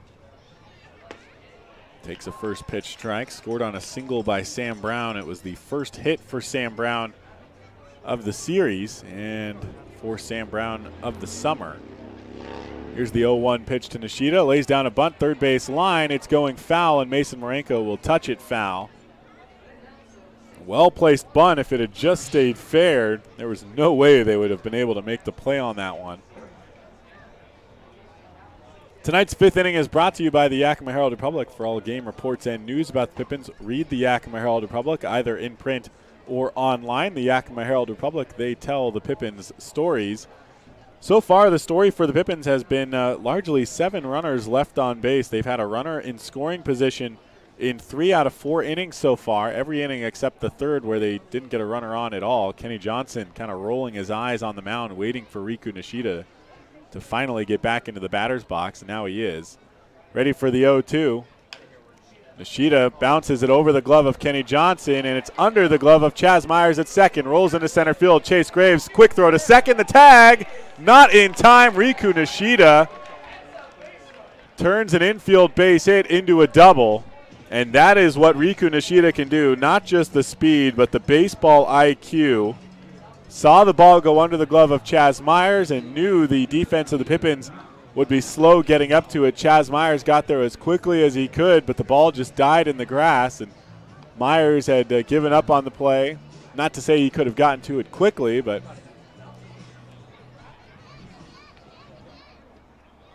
down in the bullpen, some action for the Pippins here in the top of the fifth inning as Brock Bozette squares around but pulls back the bat and takes a first pitch ball. As I said, Pippins have had runners in scoring position plenty of times tonight, but have not been able to score a run. Meanwhile, Kenny Johnson has allowed 1 run. He also has 8 strikeouts. This one successfully bunted down the third base line, and Mason throws this one away at first base. No, Willie Lajoie made the catch, brought the glove down, and tagged Brock Bozette at first base. I got to be completely honest here. It did not look from this vantage point as though he did get the tag on him.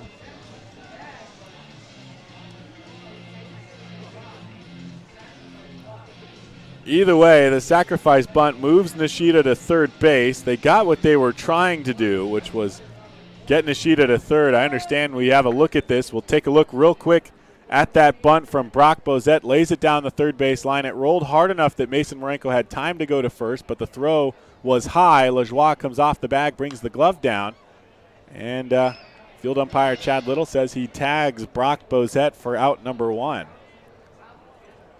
Jacob Stinson at the plate, fouls off the first pitch he sees. 1 out, Nishida on third base. Cowlitz trying to add to their 1-0 lead. The Pippins infield is playing in. Here's the 0-1. Another foul ball. This one popped up over the press box, and it's 0-2. Kenny Johnson so far through 4 1/3 innings. He has 8 strikeouts. He has allowed just 3 hits, and the 1 run came in that 3rd inning. 1 walk as well. He also hit a batter. No balls and 2 strikes for Jacob Stinson with 1 out. Pitch. And tried to hold back the swing. He did not. That's the 2nd strikeout for Jacob Stinson. And strikeout number 9 for Kenny Johnson.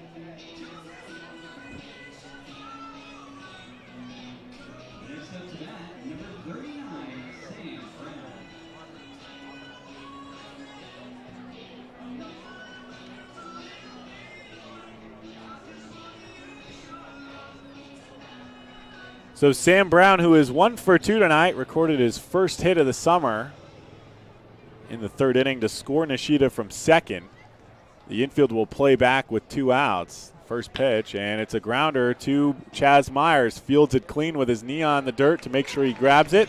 Throws over to first, and Sam Brown grounds out to end the inning. So the excitement from Riku Nishida ends up being neutralized by Kenny Johnson. Sacrifice bunt works to move Nishida to third, but a strikeout and a groundout gets the Pippins through the top of the 5th.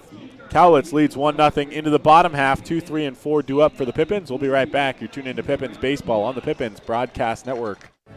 Be an energy efficiency hero. Install high-efficiency natural gas equipment, and you can be just like Cascade's most energy-efficient player of the game. Match his ERA of $710. Put some runs on the board by upgrading your furnace, improving your home's insulation, and switching to a condensing tankless water heater. Cascade's bench is deep with both residential and commercial incentives. Check them out at our website or give us a call and be an energy efficiency player of the game. What's worse than standing in line at concessions? Now you can satisfy your appetite while remaining in your seat. With the mobile app Fan Food, you simply select Express Pickup and order your food. It is that simple. You deserve a VIP experience. Download Fan Food today.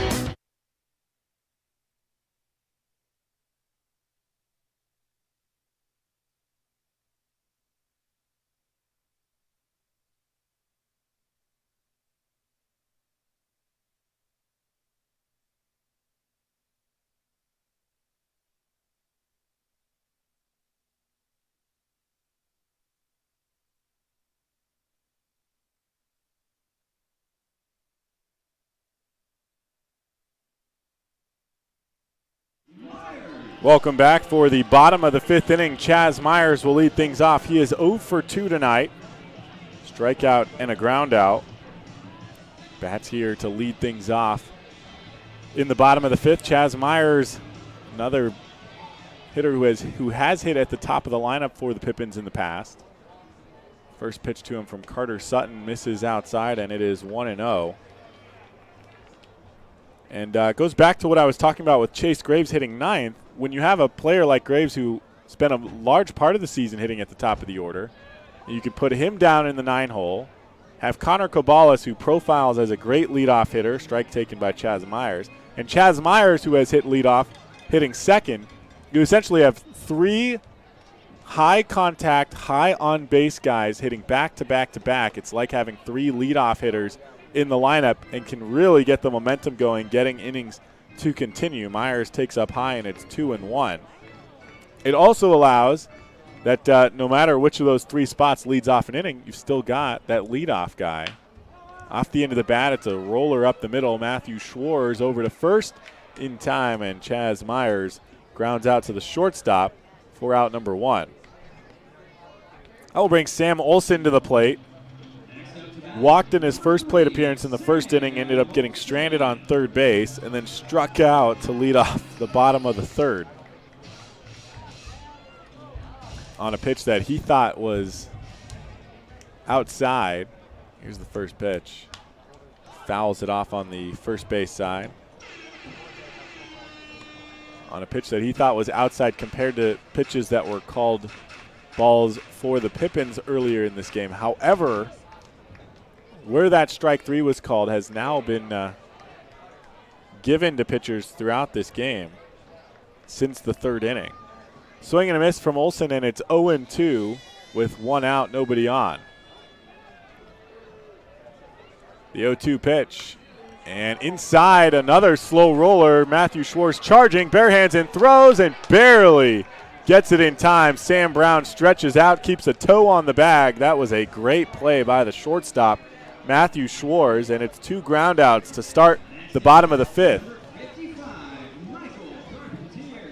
Here's Michael Carpentier Jr. reached on a error by the first baseman, Sam Brown, and struck out looking in the third inning as well. Carpentier caught last night as the cleanup hitter and gets the start as the DH tonight, resting the legs a little bit. Lifts one into left field. Jace Bailey coming in. Oh, out goes the shortstop, Schwartz. So, well, 3 outs for Matthew Schwartz here in the bottom of the 5th. The Pippins are held quiet, and we turn to the 6th. We'll be right back. You're tuned into Pippins Baseball on the Pippins Broadcast Network.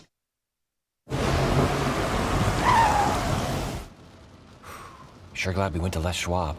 I'm glad the baby's still happy. Well, I'm just glad that along with tires, Les Schwab also does brakes, alignment, and a bunch of other safety services. I mean, if we'd gone to a cheap tire store instead, I'd be a doggone wreck. My thoughts exactly. Les Schwab Tires. Proud to be ranked #1 in overall customer satisfaction for aftermarket tire replacement by J.D. Power 2 years in a row. Our staff loves baseball, and we know how to match you with the perfect vehicle that fits your baseball lifestyle. We know that you'd rather be getting ready to head to the field or the big game, so we make sure you have the most efficient and stress-free experience as possible. So if you're a baseball fan in the market this month for a newer vehicle, go online or give us a call so that you can set up a time for you to experience our easy and upfront pricing and our hands-on trade-in process that will really ensure you have a great experience and get a great value while shopping with us. Harvest Auto, where we're happy to support you and the activities you love.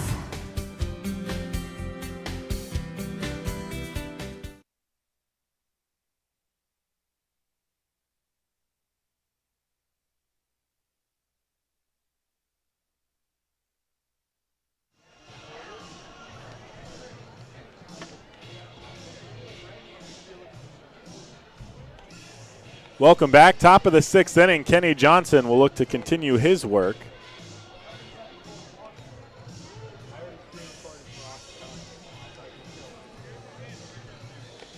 In 5 innings so far, he has allowed 4 hits, 1 run, 1 walk, hit 1 batter, and he has struck out 9.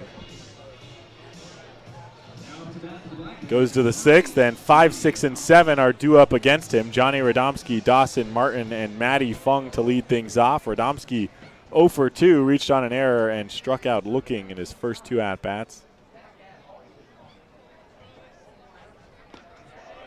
First pitch in there for a strike, and Kenny Johnson gets going quickly here in the 6th.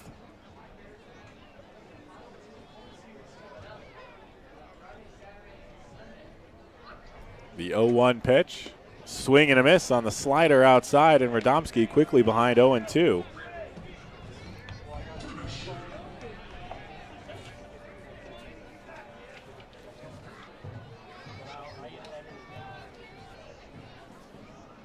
The 0-2 pitch popped up, first base side. Willie Lajoie looks like he's underneath it. Foul territory, makes the catch for out number 1.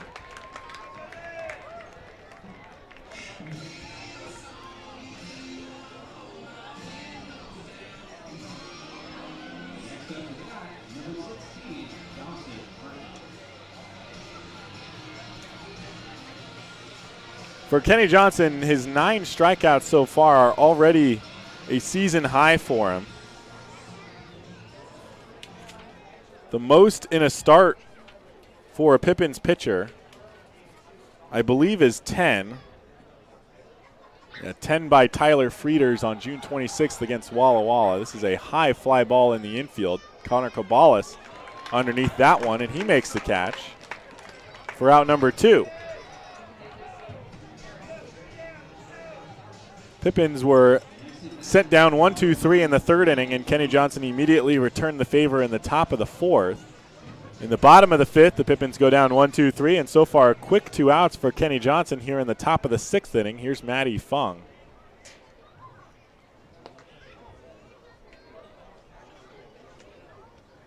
Misses outside, 1-0 to Fung, who is 0 for 2 with 2 swinging strikeouts as the DH tonight.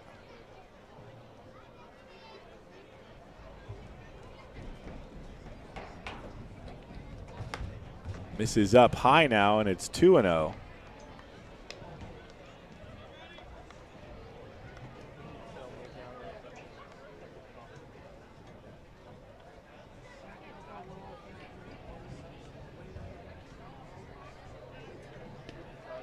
Misses low and inside, and now it's 3 balls and no strikes for Matty Fung. I think Sam Olson held on to that baseball because he thought it should have been a strike.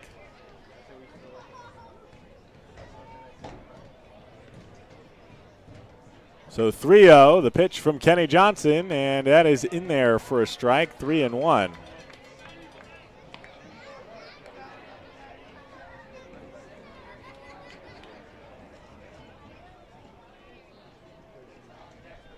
The 3-1 swung on and missed, and Kenny Johnson back into this one, a full count. Took 4 pitches to get the first 2 outs, 5 pitches in this at-bat to battle back from a 3-0. The payoff pitch to Fung, swung on and missed. 3 strikeouts for Matty Fung, and that is strikeout number 10 for Kenny Johnson, tying the season high for a Pippins starter. We head to the bottom of the sixth. Cowlitz out in front 1-0. We'll be right back. You're tuned into Pippins Baseball on the Pippins Broadcast Network. Stay connected and let Perry Technical Institute provide you with essential skills to take your career to the next level. Perry Tech offers 14 specialized programs, from instrumentation and industrial automation to medical technologies, agricultural and diesel equipment technology, and professional truck driving. In as little as 5 weeks, you could be on your way to a new rewarding career. Call Perry Technical Institute today at 509-453-0374 or visit perrytech.edu. What has not traveling this last year really cost us? How about our peace of mind? It's time for a change of pace. Time to put aside the stress of the last year and get a new perspective with Fly YKM. Take back the time you lost and save time for what really matters. It's time for Fly YKM. Fly faster. Fly safer. Visit flykm.com and connect to over 88 cities today.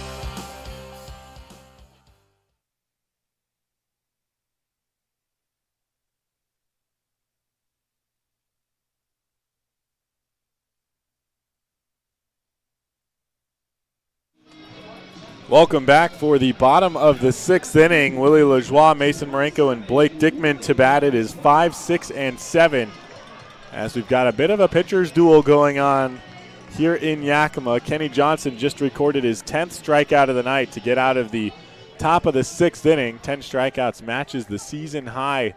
Tyler Frieders had done it one time before, striking out 10 in his start. First pitch to Lajoie, pulls a ground ball down the third base line, foul.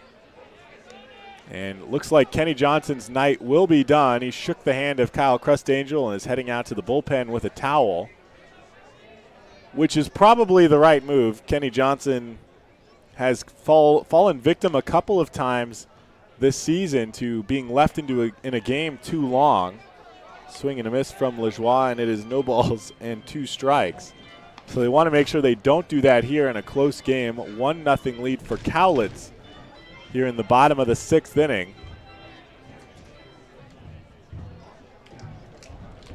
Here's the 0-2 to Lajoie. Foul ball. Pippins' offense uncharacteristically quiet so far. Uncharacteristically both on the season and in this series. They've scored 19 runs this series, and none so far halfway through this game. Lajoie pops one up to deep right center. To the wall goes the right fielder, reaching up, and he makes the catch on the run. And that is out number 1. Jacob Stinson The delay there was just the body language on the field. That play was too far away from my eyes to be able to tell whether he caught it. There was no signal from any of the umpires. And the players from Cowlitz were pointing as though they wanted a call. I guess they were pointing in celebration for Jacob Stinson's catch near the wall. And Lajoie was still running around the bases. So just an odd look, but Stinson does make the catch on the run on the warning track out in right center field in front of the 375 sign. Mason Marenko takes a ball outside, 1 out and nobody on. And a strike called on the outside corner. It's 1-1. That was a really odd play. As it gets darker here, that part of the right by the walls, kind of in the shadows. Here's the 1-1, and Mason takes outside. It's 2-1. Pippins trying to look for their first run of the game.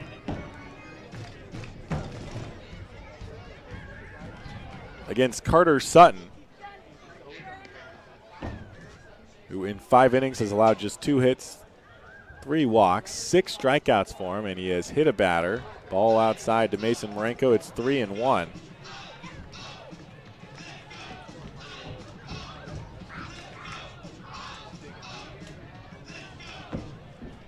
Mason Marenko 0 for 2, reached on a fielder's choice and also struck out in this game. The 3-1 pitch. Takes up high and he walks. He wasn't sure. And that one ends up getting called a ball, so he reaches for the first time on a walk.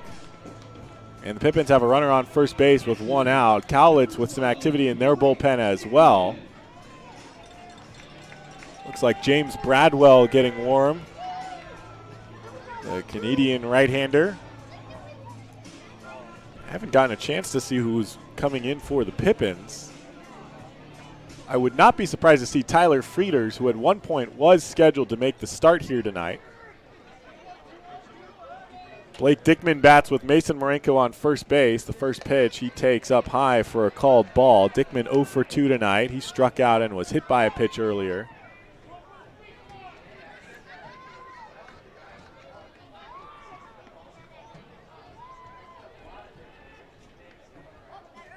Looks like it's Payson Sweeney out in the Pippins bullpen, actually, not Tyler Frieders, who might get a start tomorrow night instead. Throw over to first, and Mason is back in safely.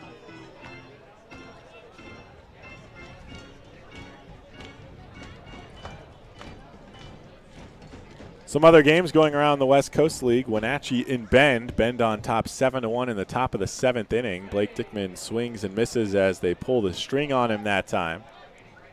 Walla Walla close 5-4 lead over the Corvallis Knights in Corvallis in the bottom of the 8th inning at Goss Stadium. And Port Angeles in Portland. Port Angeles with a narrow 3-2 lead in the bottom of the 6th. Here's the 1-1 to Dickman. Swing and a miss on that one, and it is 1-2.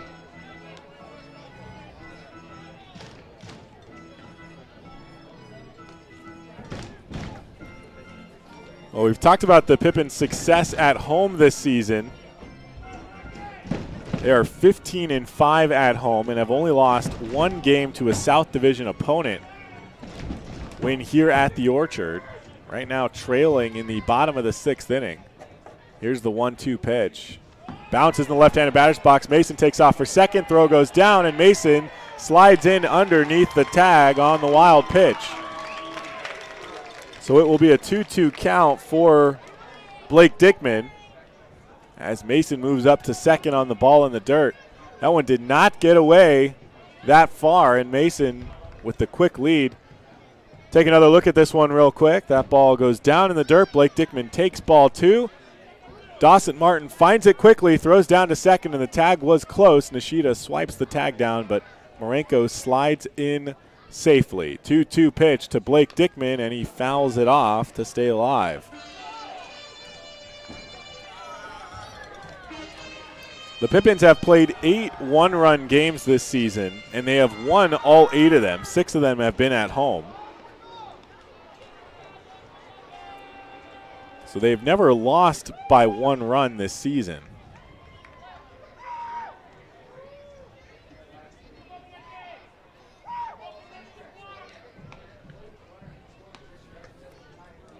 Here's the 2-2 pitch.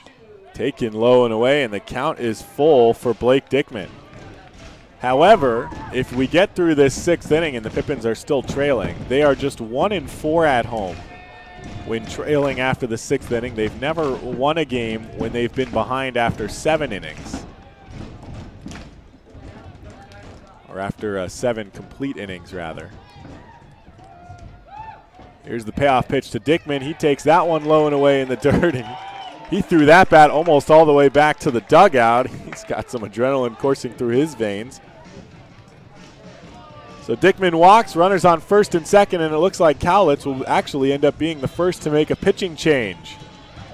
Here in the bottom of the 6th inning, runners on first and second with 1 out. New pitcher coming in should be James Bradwell. We'll have that for you when we return. You're tuned into Pippins Baseball on the Pippins Broadcast Network.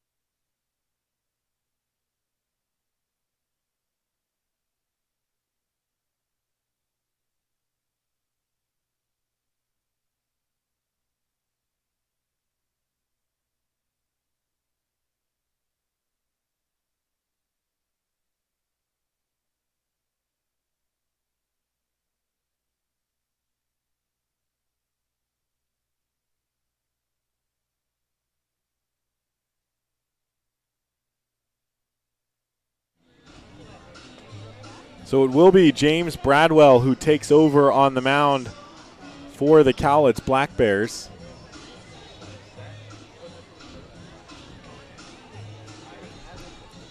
Bradwell, a right-hander out of Gibsons, British Columbia, from the University of British Columbia, 6'5", 220 pounds.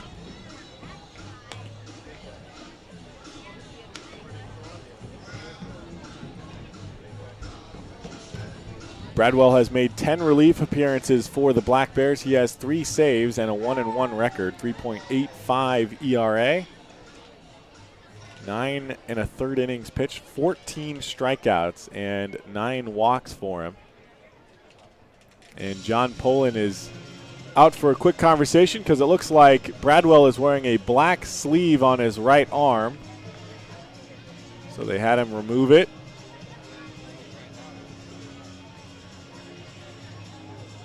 And now the coaches will go collect it from him. Bradwell still continuing his warm-up pitches. It took him a while to start the warm-up pitches as they had an extended conversation on the mound. Bradwell's last 4 appearances, he has allowed just 1 earned run, 1 inning in each outing. So 4 innings in 4 appearances, 1 earned run, 1 hit. He did earn a save in that time, 3 walks, and 5 strikeouts for Bradwell. Again, over his last 4 appearances dating back to July 10th. So the Pippins, things do not get easier here as Bradwell comes in with runners on first and second and 1 out in the bottom of the 6th. Cowlitz with just a 1-0 lead, but against the pitching tonight seems much like a much larger lead, a much taller hill to climb, but Alex Shanks, a good guide to have on this mountain if you're going to try to climb it. He is 1 for 1 tonight with a base hit. He also walked in the 4th inning.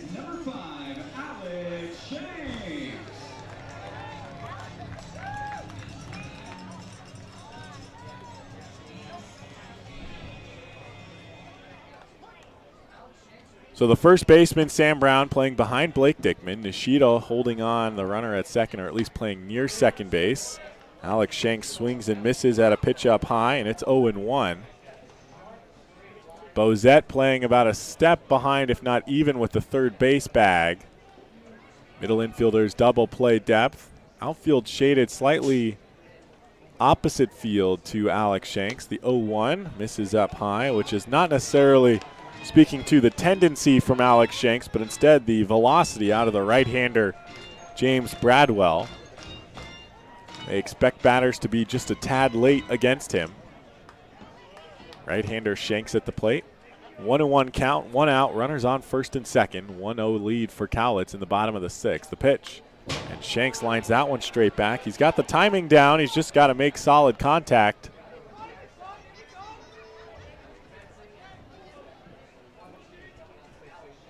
Chase Graves on deck. He's 1 for 2. If this inning can continue. Shanks trying to put something to the opposite field. They wouldn't mind that. Anything but on the ground in the infield. Here's the 1-2 to Shanks, and he takes up high. It's 2-2.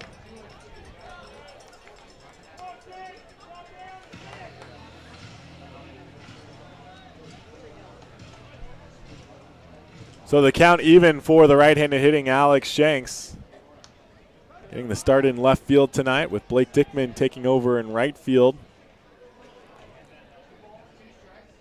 Here's the 2-2 pitch. Misses low and away, and the count is full for Alex Shanks.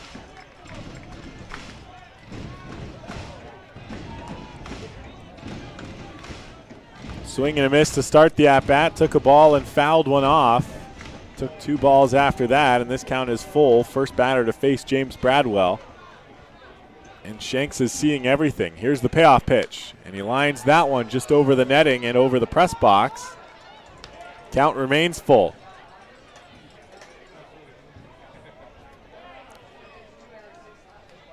Mason Marenko on second base. He walked, moved to second on a wild pitch, and Blake Dickman walked behind him. That ended the day of Carter Sutton. 4 1/3 innings pitched for him. 5 walks, 2 hits, and 6 strikeouts. He also hit a batter. Has not allowed a run so far. The 2 on are his responsibility. The 3-2 up high, and James Bradwell walks Alex Shanks to load the bases to start his appearance.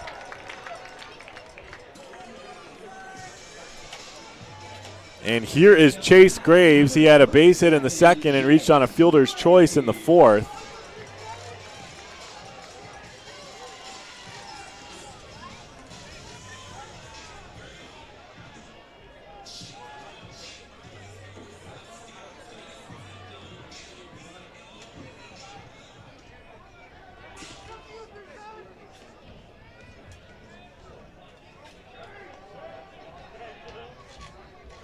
First pitch to Graves, he takes on the high outside corner. That's strike 1.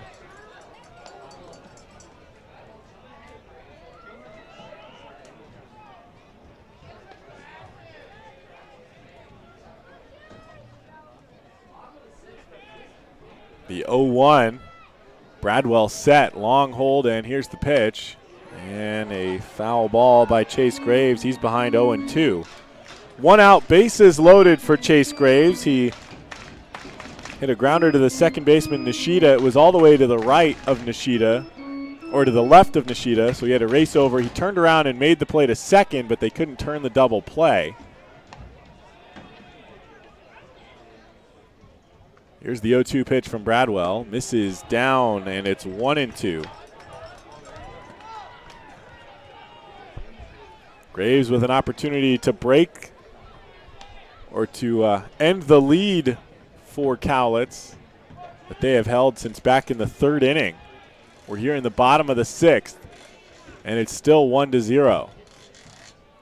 Timeout called by Chase Graves out of Clayton, California. Be a sophomore at the University of the Pacific.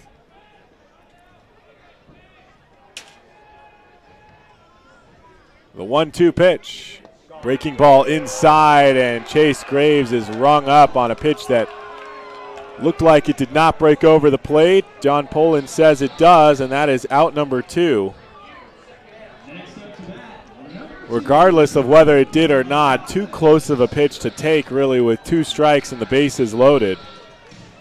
You got to foul that off, but in Chase's eyes, at least, that breaking ball starts way further inside. It ends up, in my opinion, still off the plate, but it was close. Here's the first pitch to Connor Cabalas. He takes up high for ball 1. 0 for 3 Cowlitz is. He's due for a hit here in the 6th. Bases loaded with 2 outs. Bradwell working out of the stretch. Comes set. The 1-0. This is up high, and it's 2-0 for Cowlitz. Cowlitz with 16 walks on the season. He had his first 2 doubles of the season last night. Leads the team in on-base percentage, or came into this game leading the team in on-base percentage. The 2-0 pitch. Strike taken on the outside corner. They don't need anything fancy from him. A walk, hit by pitch, single, double would help. Anything to score a run and tie this game up, the Pippins will take here in the bottom of the 6th. Kenny Johnson would take it as well, would get him off the hook. Here's the 2-1 pitch, and Cowlitz with a grounder up the middle. Schwartz will pick it up, flip to Nishida at second, and that is out number 3. The Pippins leave the bases loaded for the second time tonight. They have now left 10 runners on base through 6 innings, and we head into the 7th. Cowlitz up 1-0. We'll be right back. You're tuned into Pippins Baseball on the Pippins Broadcast Network. Stay connected and let Perry Technical Institute provide you with essential skills to take your career to the next level. Perry Tech offers 14 specialized programs, from instrumentation and industrial automation to medical technologies, agricultural and diesel equipment technology, and professional truck driving. In as little as 5 weeks, you could be on your way to a new rewarding career. Call Perry Technical Institute today at 509-453-0374 or visit perrytech.edu. What has not traveling this last year really cost us? How about our peace of mind? It's time for a change of pace. Time to put aside the stress of the last year and get a new perspective with Fly YKM. Take back the time you lost and save time for what really matters. It's time for Fly YKM. Fly faster. Fly safer. Visit flyykm.com and connect to over 88 cities today.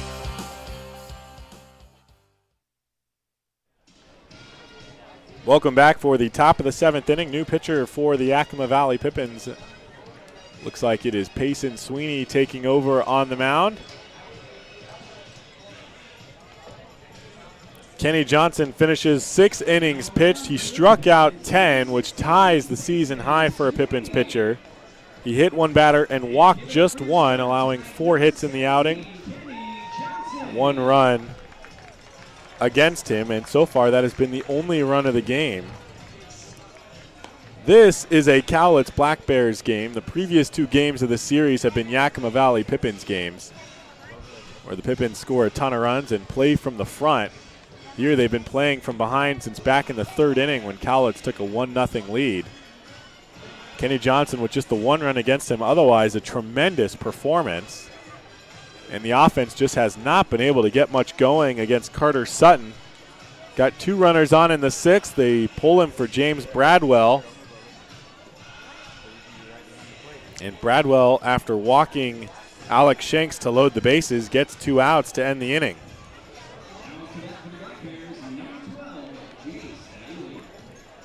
So Jace Bailey will lead things off here in the top of the 7th, followed by Matthew Schwartz, and then Riku Nishida at the top of the order.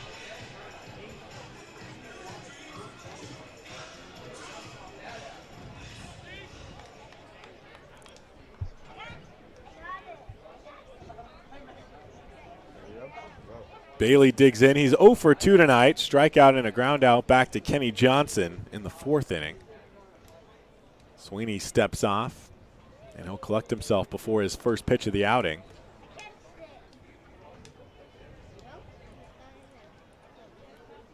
First pitch to Bailey. Foul ball.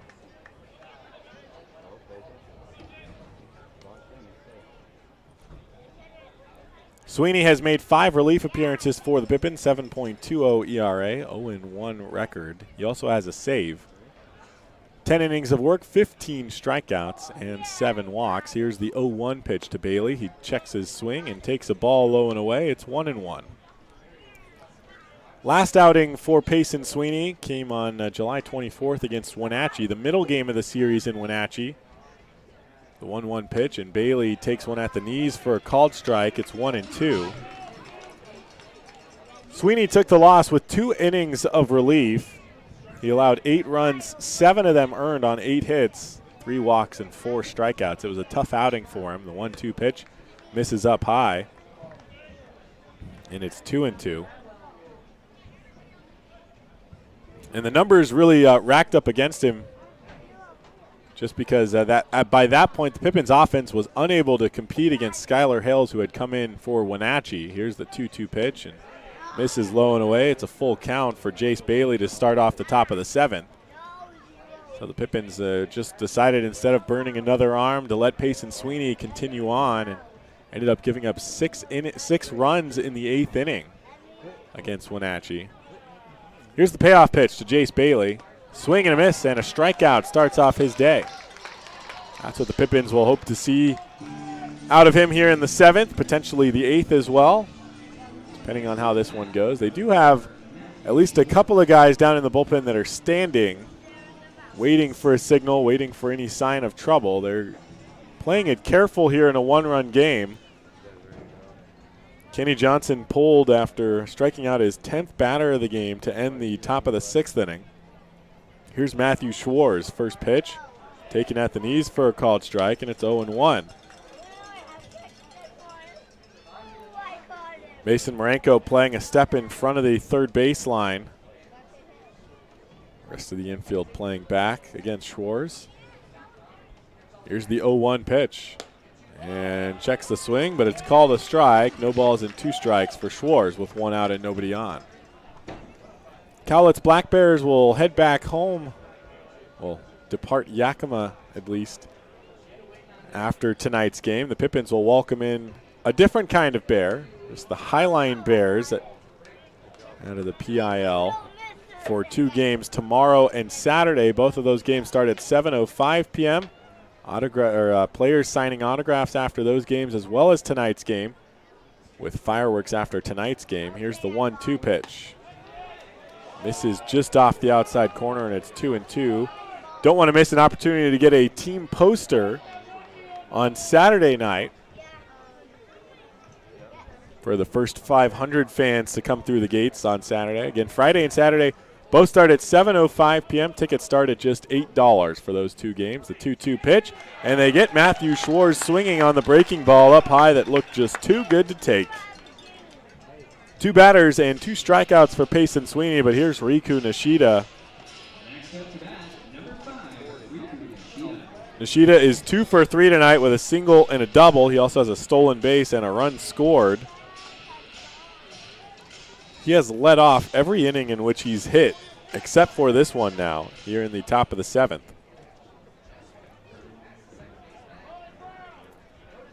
Here's the first pitch, and Nishida off the end of the bat down the third base line. This will be tough for Marenko. He throws across, and Dickman comes off the bag, or Lejoie comes off the bag.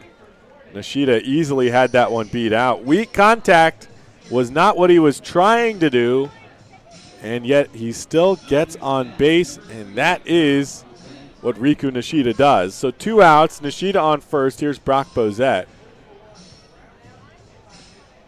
Bozette was laid down a sacrifice bunt in the 5th inning. He's hit by a pitch in the 3rd.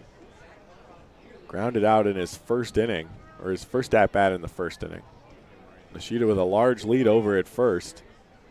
First pitch to Bozette is called a ball, and it is 1-0.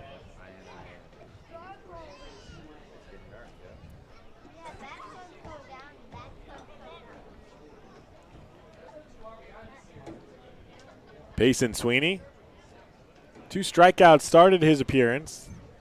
Base hit by Nishida, almost expected really. Just anytime he steps up to the plate, if he only gets 1 base, you're sort of happy with that. Sweeney misses outside, and it's 2-0 for Bozette.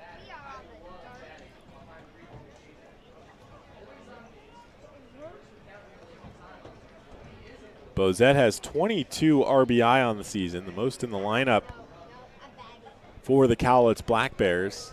And with Nishida on first, you might as well count him as being in scoring position.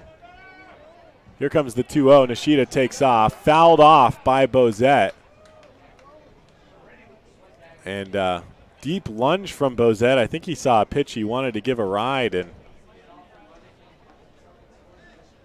Just got a tiny piece of it to foul it off. It went off the glove of Sam Olson, so it's a foul ball, and Nishida has to go all the way back to first. 2 balls and 1 strike with 2 outs here in the top of the 7th. Cowlitz up 1-0. Nishida on first base. Payson Sweeney calls time. He's got something in his eye. No, he's got a nosebleed. And the field umpire, Chad Little, grabs his glove and the ball to make sure no funny business happens. While Payson Sweeney will head over and meet up with the trainers that are here tonight. Towel delivered to him by Dylan Bishop. I believe it's a nosebleed that just sort of happened all of a sudden for Payson Sweeney. Just from the reaction there. I don't think he was hit by anything. And Alyssa, one of the team trainers, she's out with something for him.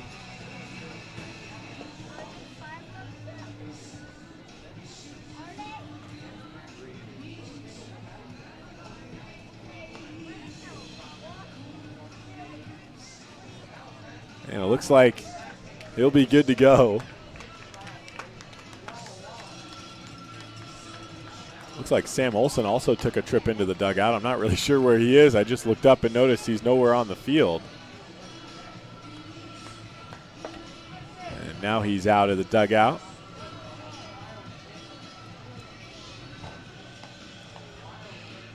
So Payson Sweeney, a freak nosebleed there, caused a minor delay in action.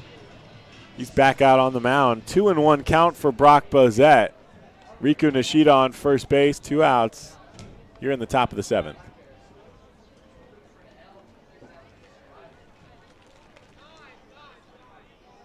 And timeout called by the first base coach, who noticed some sort of debris. I think it's not a baseball, but maybe a wiffle ball that had flown over the fence and onto the warning track.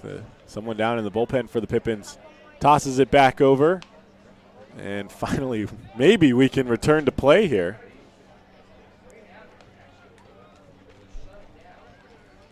Sweeney comes set.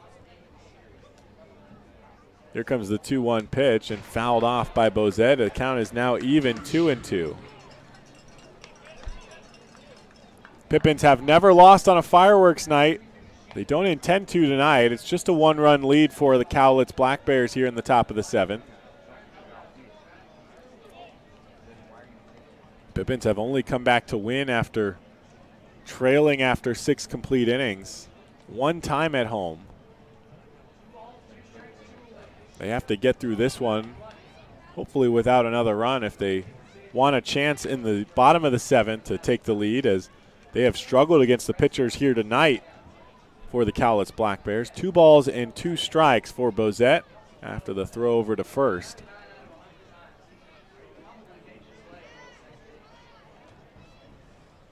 The 2-2 pitch. Nishida takes off. Strike 3 taken by Bozette. Sam Olson didn't even bother coming out of the crouch. He knew they were going to get Bozette, and they did.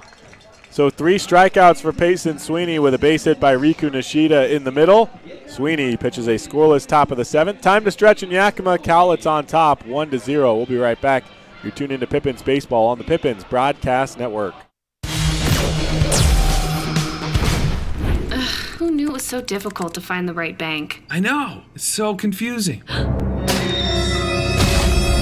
And checking out your banking options? Oh, sounds overwhelming. The cloud of uncertainty! Enough! With Banner Bank, it's easy to manage your finances, and help is here when you need it. Be gone, Cloud! Oh! Wait! Built for action, built for banking. Banner Bank. If we win the lottery, we'd remodel our home. We'd start with the kitchen. Ooh. And out back is where the big trucks will go. Wow! Ben, you don't even live here anymore? Hey, don't forget about Grandma. Okay, family meeting. Come on. Welcome to the Ice Dome.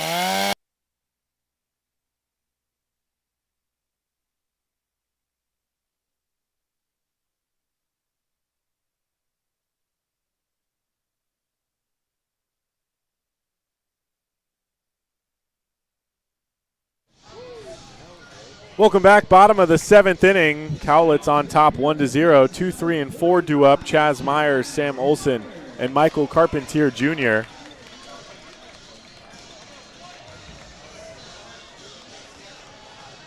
Chaz Myers is 0 for 3 tonight. 2 groundouts and a strikeout for him.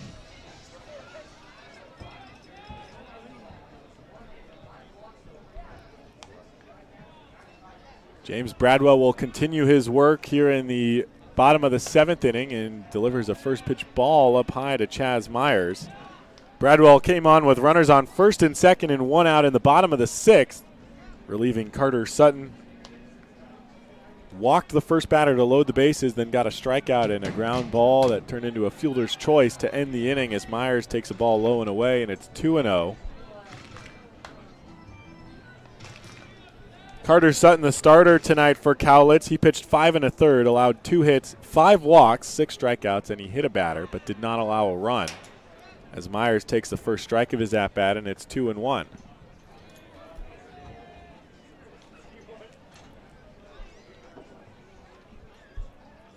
Bradwell out of the windup with no runners on here in the 7th inning. The 2-1. Myers lines this one down the right field line. Will it stay fair? No, it does not. It just bounces foul.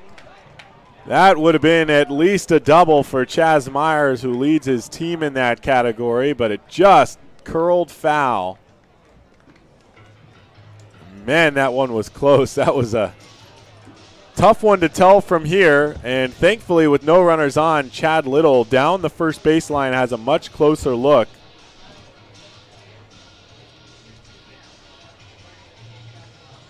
So Chaz Myers takes the long jog back from second base all the way to home plate. Get a second to catch his breath while he digs back in for the 2-2. Sam Olson on deck. He's 0 for 2. He reached on a walk in the first inning. Bradwell threw the windup, the 2-2 to Myers. He takes outside, and this count is full.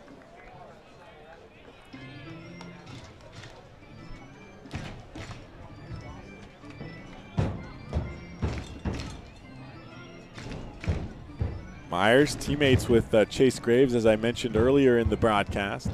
Myers out of Brentwood, California. The payoff pitch takes low and away. Well, he doesn't get the double, but he does walk to start the bottom of the 7th.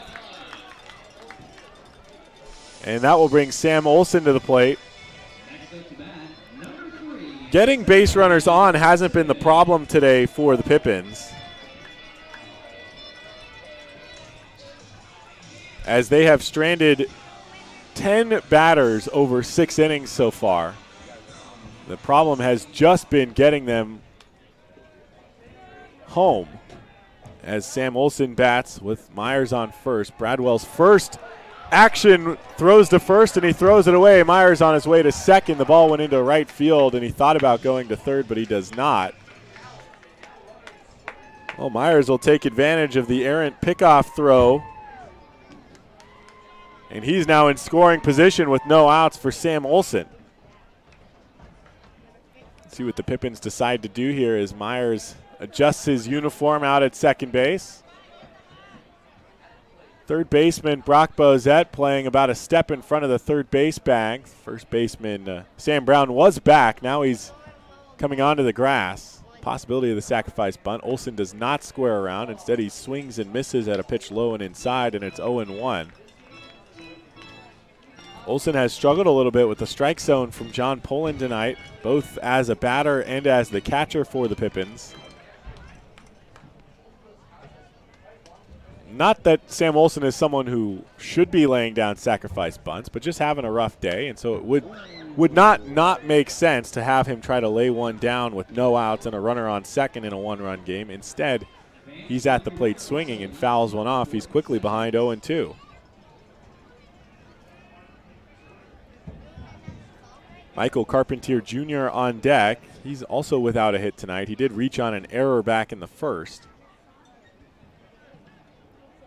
We know how big Carpentier's bat can be in close game situations, especially late inning situations when the Pippins are down. Who can forget back in against Walla Walla in a 16-inning game when Carpentier helped the Pippins out in extras 2 innings in a row. Here's the 0-2 pitch for Sam Olson. Takes up high, and that's ball one. Olson out of the University of Oregon. Will go back as a senior in the fall. Teammates with Taylor Holder, who's not in the lineup tonight but did play last night, as well as Connor Bain, who was with the team for a short time earlier this summer. The 1-2, he swings and misses at one in the dirt, and they have to tag him out. Chaz Myers is on his way to third. Olson decides to just walk back to the dugout instead of playing the drop third strike there. And that's an interesting choice. I mean, Myers was easily to third on that ball in the dirt that was swung at by Olson. If Olson takes off for first, he had the ability to get around the catcher. Then they have to throw to first. Myers has the potential to maybe score on the play, or that ball could get thrown away. He even was given the opportunity. He did not initially start running, but he wasn't out until he started walking back towards the dugout. So even after Myers already took third, Olson could have tried to cause a distraction or something, but instead gives himself up without a play and walks towards the dugout. Mound visit for the Cowlitz Black Bears, as Chaz Myers is now on third base with one out, and Michael Carpentier Jr. at the plate. Left-handed bat for the Pippins, hitting cleanup tonight. So far without an RBI, but a big opportunity here in the bottom of the seventh as Cowlitz leads 1-0. I believe I see Landon Shire getting his arm loose down in the bullpen. You will only see Landon Shire come into games when the Pippins are winning, and he's trying to hold on to a lead. So he's getting loose in the off chance, or in the event, rather, that the Pippins are able to take the lead here in the bottom of the seventh. I believe if they tie it, Sweeney would still go out for the eighth. Infield comes in, trying to protect the one-run lead. First pitch from Bradwell. Carpentier swings and lifts this one to deep right field. Will it be deep enough? The Stinson, the right fielder, makes the catch. Myers goes to tag. Cut off by Nishida at second base. No throw to the plate. They'll go to third. Nishida wants Bozette to step on third base, but that won't matter. Myers actually left really late from third, and he scores on the sacrifice fly to tie things up here in the bottom of the seventh. I was watching Myers. He actually left a second or two after the ball was caught and was still able to score on the play. So Carpentier does his job as the cleanup guy, cleans up the base paths, and this game is tied at 1 in the bottom of the seventh. Here's Willie Lajoie, no one on and 2 outs. Takes a pitch on the outside corner for a first pitch strike.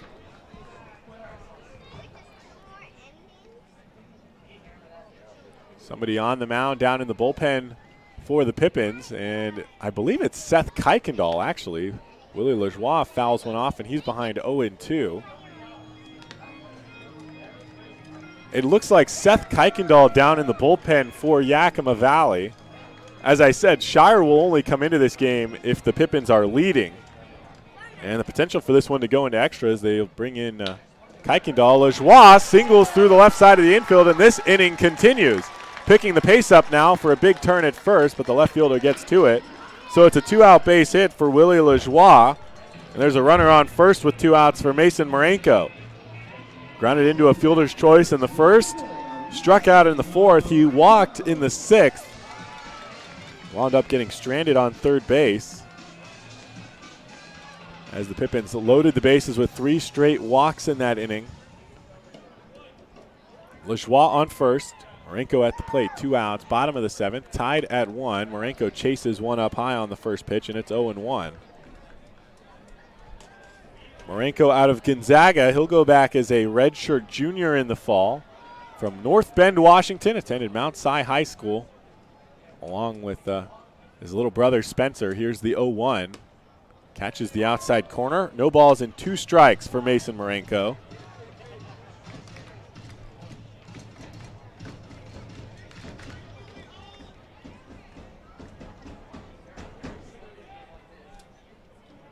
Lajoie not looking to run into an out here on first base. Short lead. The 0-2 pitch misses low and away, and Marenko lays off. It's 1-2.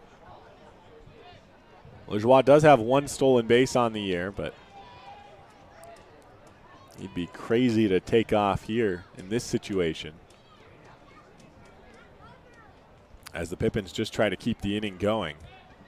There was a twitch from the pitcher on that one, but no balk called. Instead, it's a ball up high, and Marenko takes ball 2. It's 2-2. It looked like there was a hitch in the shoulders there for James Bradwell, but maybe it was just a trick of the eye. 2 balls and 2 strikes. Bradwell comes set and delivers, and Marenko lines one out of play on the first base side. The count remains 2-2.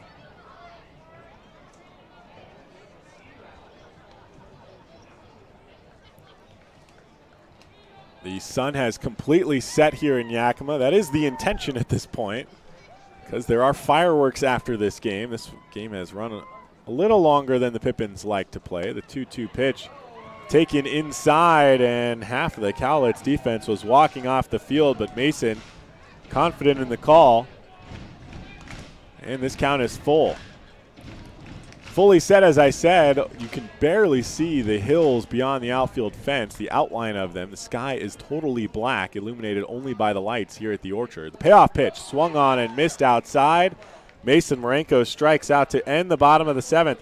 But the Pippins tie the game up at 1 with a sacrifice fly by Michael Carpentier Jr. And we head into the 8th. Looks like we'll have a new pitcher coming out for the Pippins. We'll have that for you when we return. You tune into Pippins Baseball on the Pippins Broadcast Network.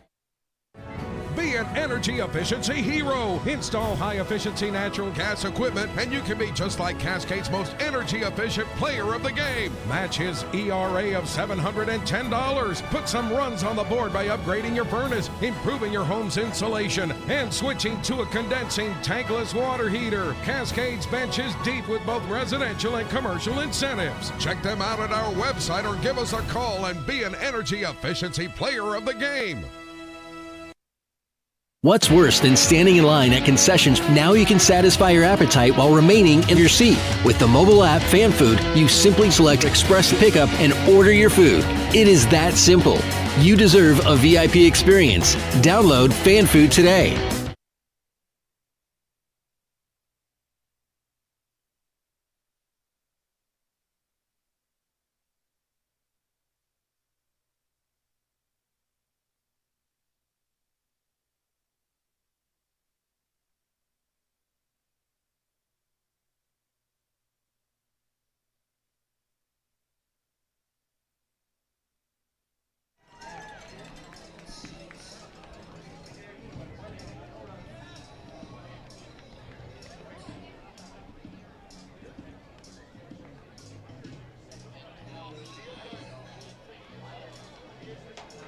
Welcome back for the top of the 8th inning, and Seth Kuykendall, almost improbably, is the pitcher they turn to in the top of the 8th inning. Not because he's not a good choice. Seth Kuykendall, a terrific option to go to in the 8th inning of a tied game, a low-scoring game, not a lot of offense for either team. This game, a potential to go into extras. You can get a few innings out of a guy like Seth Kuykendall. The part that's improbable is that Seth Kuykendall pitched 4 days ago on Sunday in Wenatchee, and he had an 8-inning start where he gave up just 1 run, 4 hits, no walks, and 5 strikeouts. He pitched 8 innings on Sunday, and he's back here in the top of the 8th to relieve Payson Sweeney, who pitched the 7th scoreless, allowing 1 hit but striking out 3. Kenny Johnson now officially off the hook for the loss. He allowed 1 run in 6 innings of work to start this game, a quality start for him. He allowed 4 hits, 1 walk, 1 hit batter. He struck out 10. 13 strikeouts in this game for Pippins pitchers, and Seth Kuykendall, not a heavy strikeout pitcher, but he will rack up a few depending on how long he stays out there.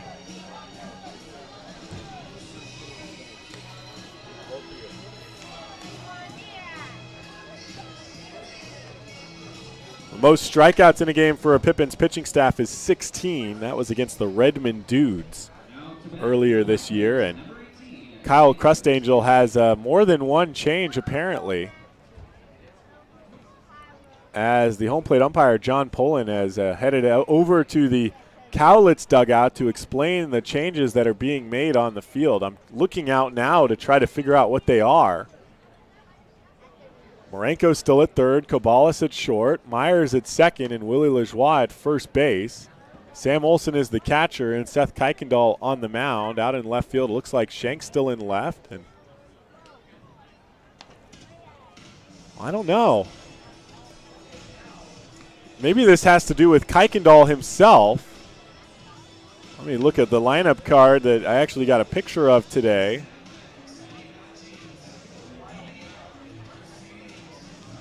And Seth Kuykendall, and that would explain it. Seth Kuykendall does not look like he was listed on the lineup card in today's game. He may not be an eligible substitute.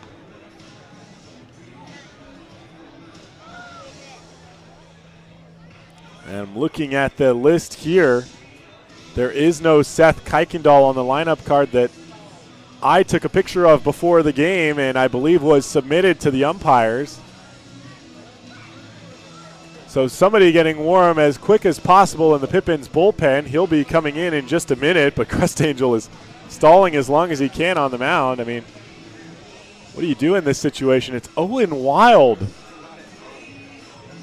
And the weird just gets weirder. Owen Wild will be coming into this game after finishing off his 4th save of the season last night in 1 inning of relief.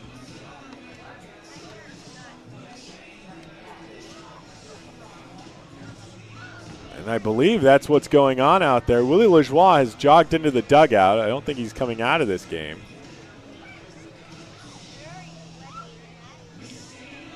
Well, I'm not sure whether this was an oversight per se or whether they just, like me, could not believe that Seth Kuykendall might be asked to come into this game 4 days after an 8-inning start.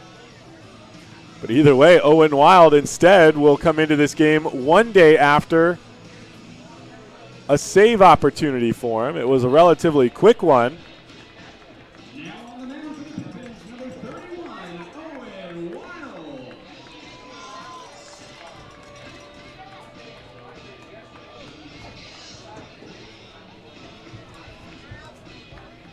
And now we'll have a conversation with Sam Olson. He'll get some warm-up pitches on the mound as well. So Seth Kuykendall does not come into this game. And the Pippins lineup card woes continue. This is not the first time there's been a discrepancy with the lineup cards that have caused an issue. This is the first time that it has actually affected a game. Usually it's just a numbering situation, usually caused by Taylor Holder, who wears a different number in the white jerseys versus the green jerseys, and oftentimes opposing coaches will call that out, but that doesn't make a difference in the game. But Kuykendall not listed at all on the lineup card. He's not allowed to come into this one. Owen Wild has made 12 relief appearances, 2-0 record, 4 saves, as I said, 2.79 ERA. 29 innings pitched, he has 45 strikeouts. Almost twice as many strikeouts as innings he has thrown. However, the walks up there as well. He's got 23 of them. 217 batting average against him.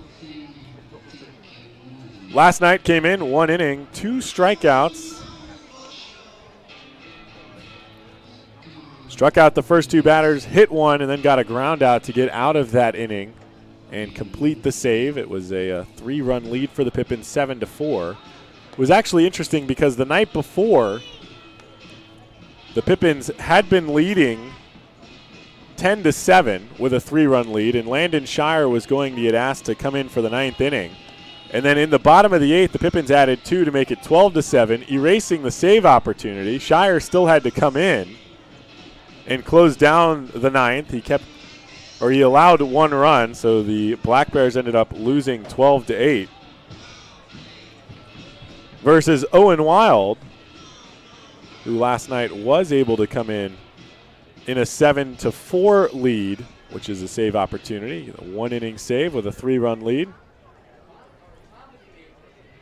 Because in the top of the 8th inning, Julian Todd and Chabot allowed a run that made it 7-4. So this is not a save opportunity, obviously. This game tied in the 8th. Owen Wild will likely be asked to not throw more than 1 inning. We'll see if they get someone else warm as quick as possible also. as Jacob Stinson squares around a bunt, pulls it back, and takes a strike.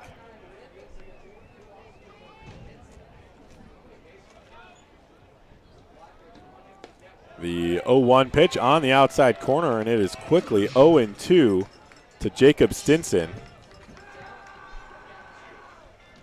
Owen Wild mixed some things up last night, debuted a changeup that he hasn't thrown all season long, and it worked quite well. The 0-2 pitch, he misses up high on the fastball, and it's 1-2.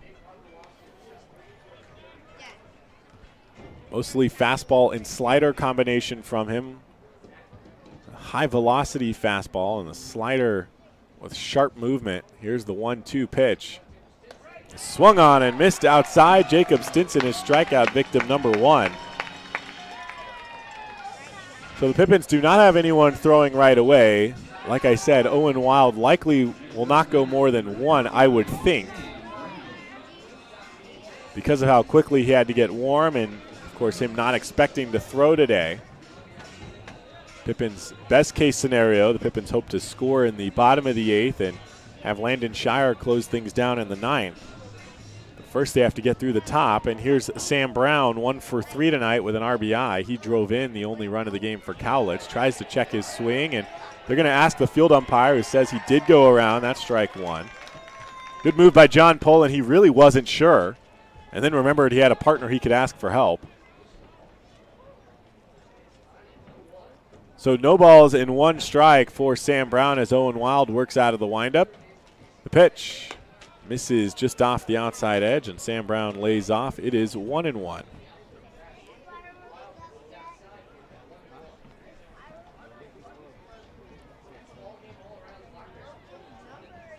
Wild with the 1-1 pitch. That one also misses outside, and it is 2-1.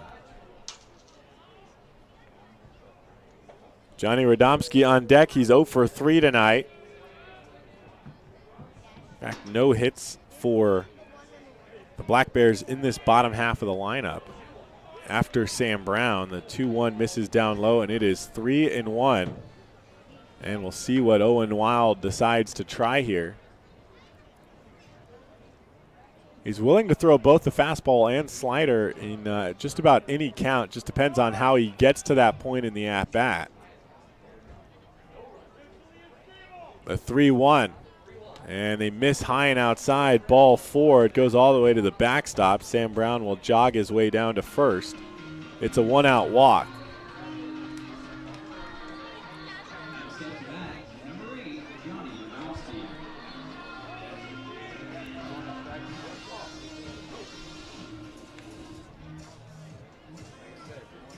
So here's Radomski, 0 for 3. He reached on an error in the second inning, a strikeout and a flyout after that. Owen Wild looks over at first and now comes set, working out of the stretch for the first time. First pitch. Radomski swings and misses. He was way out in front of that pitch, and it's 0-1. I think he might have started him off with a changeup there. Getting hard to tell. You're so used to watching a guy just throw fastballs and sliders, and all of a sudden he breaks out a changeup. And the 0-1 pitch, that one fouled off by Radomski, and it is 0-2. Took an awkward hop off the netting behind home plate and into the stands. Nobody hurt. And a couple of young fans will head home with a souvenir. No balls and 2 strikes, 1 out. Runner on first base here in the top of the 8th. Game tied at 1. The 0-2 pitch. Grounder up the middle. Connor Cabales to it. Flips to second, but it gets away from Myers. Cabales picks it up and tags Sam Brown on the leg. What a second effort from Connor Cabales to at least save the second out. I think Chaz Myers might have gotten unintentionally cleated on that play. He was writhing around in pain for a second. Connor Cabales fields that ball up the middle, tries to flip to Myers, but the flip is not where it needs to be, not near the glove, and it gets away. Cabales hops over, picks up the ball, and tags Sam Brown on the leg, so at least they get 1 out. Johnny Radomski over to first on the play, and there's 2 outs here in the top of the 8th for Dawson Martin. Fly ball out of play on the first base side. Martin did reach on a walk in the second inning, and then a strikeout and a flyout after that for him.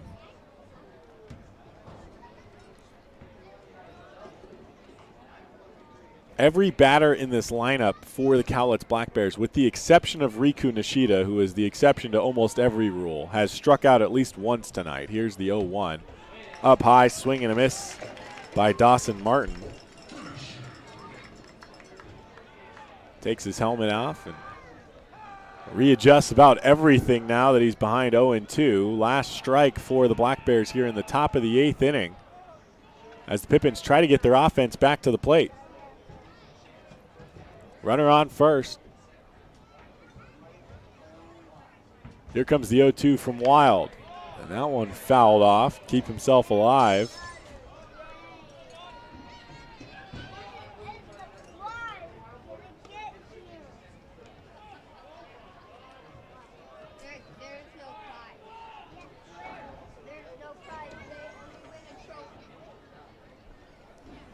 So we'll try again on the 0-2. Owen Wild looks in. They try to figure out what to go to now. They fouled off the 0-2 pitch. They go to the outside corner with the slider. They tried to, but he missed inside with it. So it's 1-2. Olsen was set up on the outside corner, and that pitch broke and still missed inside. So 1 ball and 2 strikes for the catcher, Martin. Wild delivers, popped up, that goes out of play. And they'll go back to the drawing board. They try the slider, go back to the fastball. He fouls off the fastball. Owen has talked about this in the past, that he struggles with this kind of at-bat. He gets ahead early on a batter, but then they start fouling pitches off, and where do you go from there? Owen Wild with a conversation with Chad Little, the field umpire. Think about the baseball. Olsen took a couple steps towards the mound just to make sure that Owen Wild is okay up there. Shades of, hey, is this guy bothering you? 1 ball and 2 strikes again. Dawson Martin at the plate. Owen Wild delivers. This is down low, and it's 2 balls and 2 strikes. You start to figure out, or you try to figure out, what is going to get this guy to swing and miss.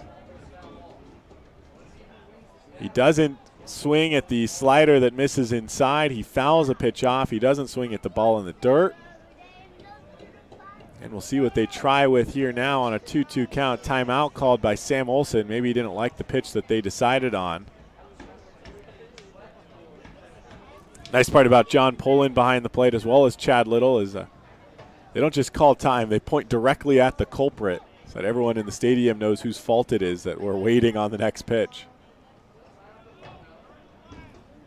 Here's the 2-2, and they go outside. He misses low and away, and it's a full count.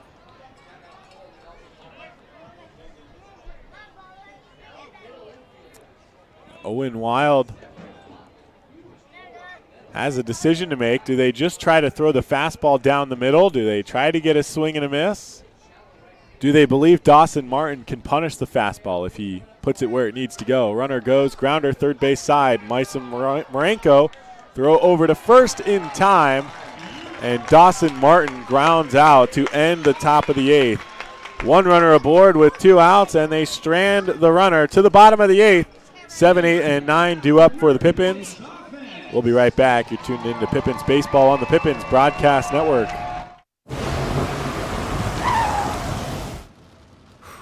Sure glad we went to Les Schwab. I'm glad the baby's still happy. Well, I'm just glad that along with tires, Les Schwab also does brakes, alignment, and a bunch of other safety services. I mean, if we'd gone to a cheap tire store instead, I'd be a doggone wreck. My thoughts exactly. Les Schwab Tires. Proud to be ranked #1 in overall customer satisfaction for aftermarket tire replacement by J.D. Power 2 years in a row. Our staff loves baseball, and we know how to match you with the perfect vehicle that fits your baseball lifestyle. We know that you'd rather be getting ready to head to the field or the big game, so we make sure you have the most efficient and stress-free experience as possible. So if you're a baseball fan in the market this month for a newer vehicle, Go online or give us a call so that you can set up a time for you to experience our easy and upfront pricing and our hands-on trade-in process that will really ensure you have a great experience and get a great value while shopping with us. Harvest Auto, where we're happy to support you and the activities you love.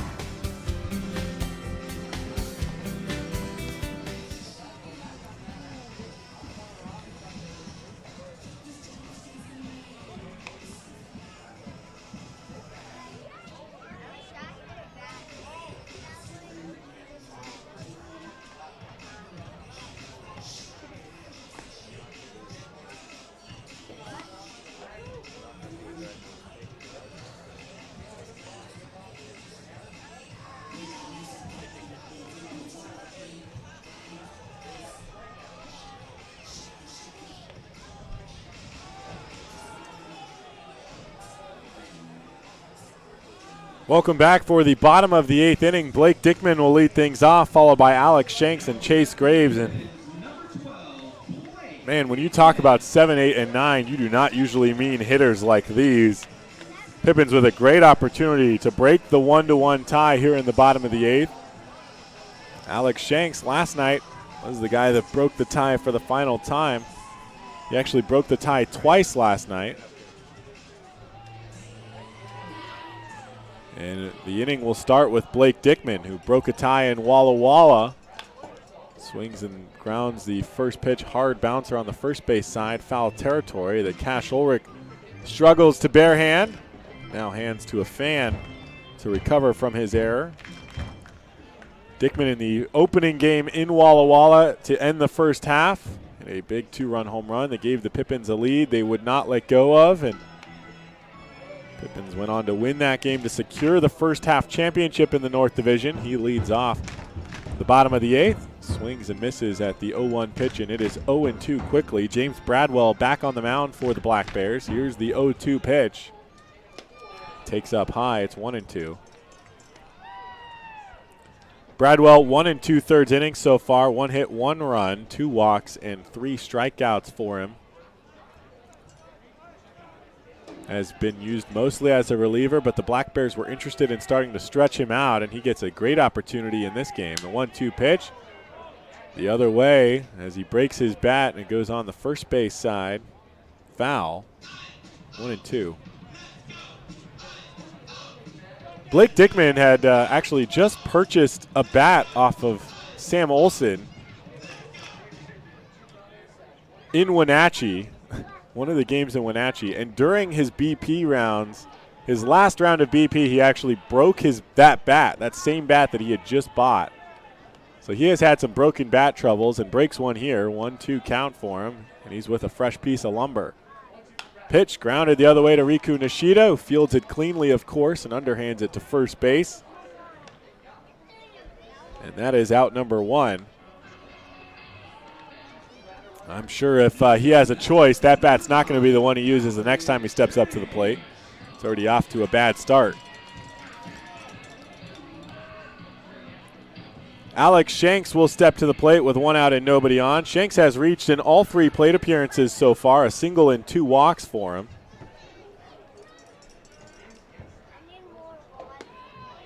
Takes the first pitch down low.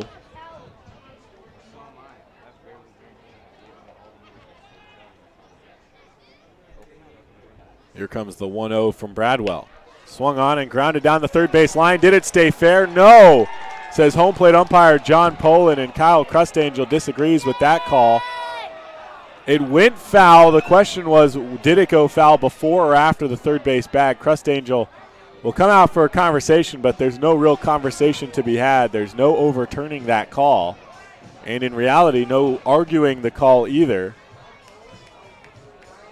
Crustangel gingerly steps his way onto the dirt around home plate and now sharing a view down the third base line with Poland. Poland was slow to get onto the line, so he made that call really with his eyes in foul territory. Not the best view, but there really isn't a great view for a home plate umpire on that call anyways. It's a lot of guesswork and inference, and I think he went off of the third baseman, Brock Bozette, not being able to get to that ball. I don't want to make a judgment from here. I've got a worse view than the home plate umpire. It was definitely a close one. Bozette was unable to get to it, and it went foul around the third base bag. Poland calls it foul, and Shanks, instead of having himself a single, perhaps double, has a exciting strike. Here's the 1-1, and he swings and misses. It's 1-2.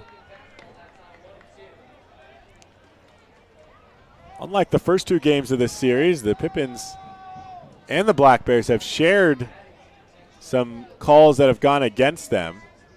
Here's the 1-2, and swung on and missed. Alex Shanks strikes out, had a potential base hit down the line, called foul, swings and misses at the next two pitches, and he goes down for out number 2.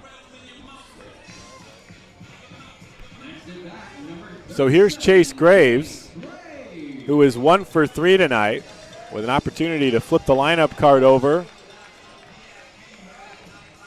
Pippins have not led in this game. They scored for the first time in the 7th to tie it up at 1. Cowlitz scored 1 in the 3rd and led all the way up until this bottom of the 7th inning. Graves with a foul tip is behind 0-1.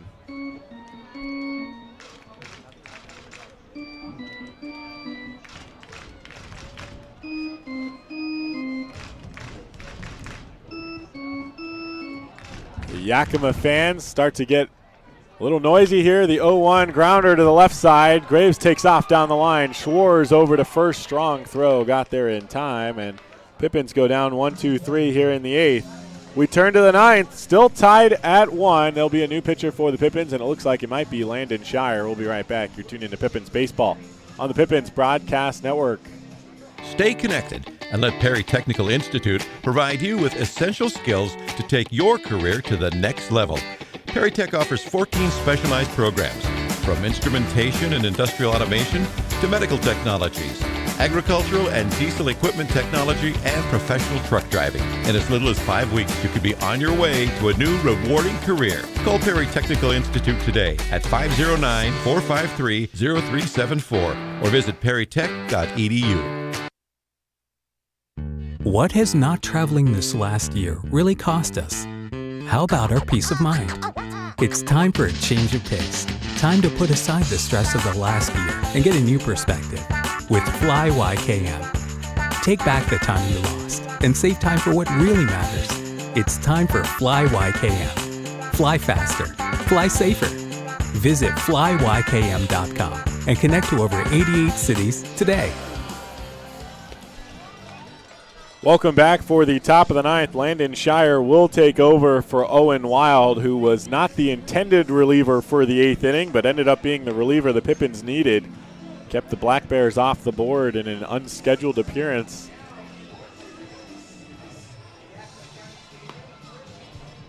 You got to believe if Seth Kuykendall were allowed to come into this game, he could have produced at least 2, 3, maybe 4 innings, depending on how the arm felt. Kept going as this game potentially continues further beyond the 9th inning. A large crowd here at Yakima County Stadium with fireworks scheduled for after the game, but we've got to get there first. There's been a shortage of fireworks in this one. Not a lot of extra base hits. 1 double for Riku Nishida in this game. That's the only extra base hit for the Black Bears. And I'm looking over on the Pippins side of the scorebook. And, yeah, no extra base hits for the Pippins either. So 1 extra base taken tonight for either team. Meanwhile, the Pippins have stranded 11 runners over 8 innings. And the Black Bears have stranded 8 in 8 innings. Pinch hitter for Matty Fung, who has struck out 3 times in 3 appearances. It is Wilson Weber who will take over at the plate. Weber was the starting catcher back on Tuesday night.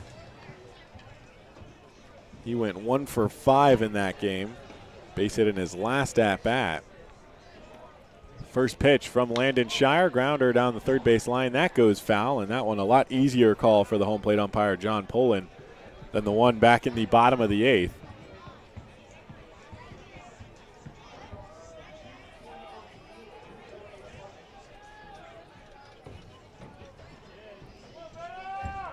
Shire Out of the stretch, the 0-1, he pulls the string on that one, and Weber's nowhere near it. It's 0-2. Shire has a 1.38 ERA in 13 innings of work, 8 appearances for him, 6 saves, 17 strikeouts, and 10 walks. The 0-2 pitch, and Weber takes up high. It's 1-2.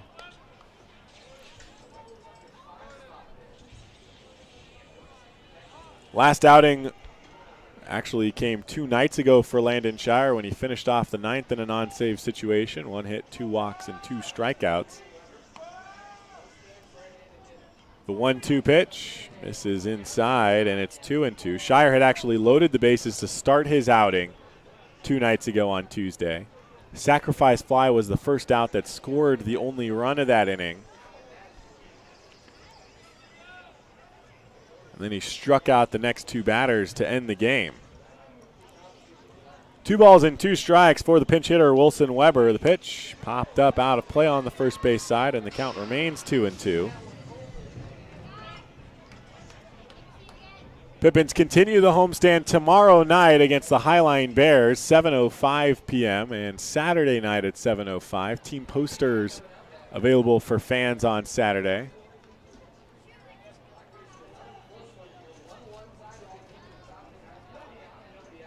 With post-game autographs available, they'll set up tables. All the players will head over after the game, and autographs galore for anyone who wants one. Here's the 2-2 pitch to Weber. This one just stays up high, and the count is full. The Yakima fans wanting that pitch called a strike.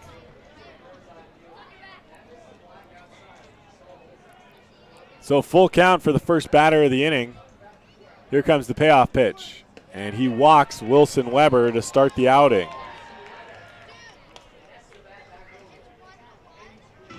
And, you know, that's not out of character for Landon Shire. Sometimes takes a couple of batters getting on base to get him going.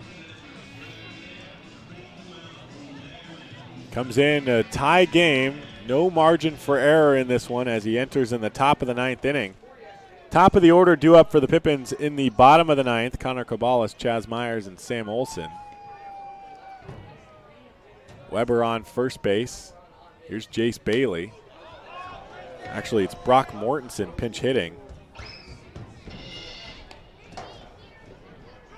Fouls off the first pitch.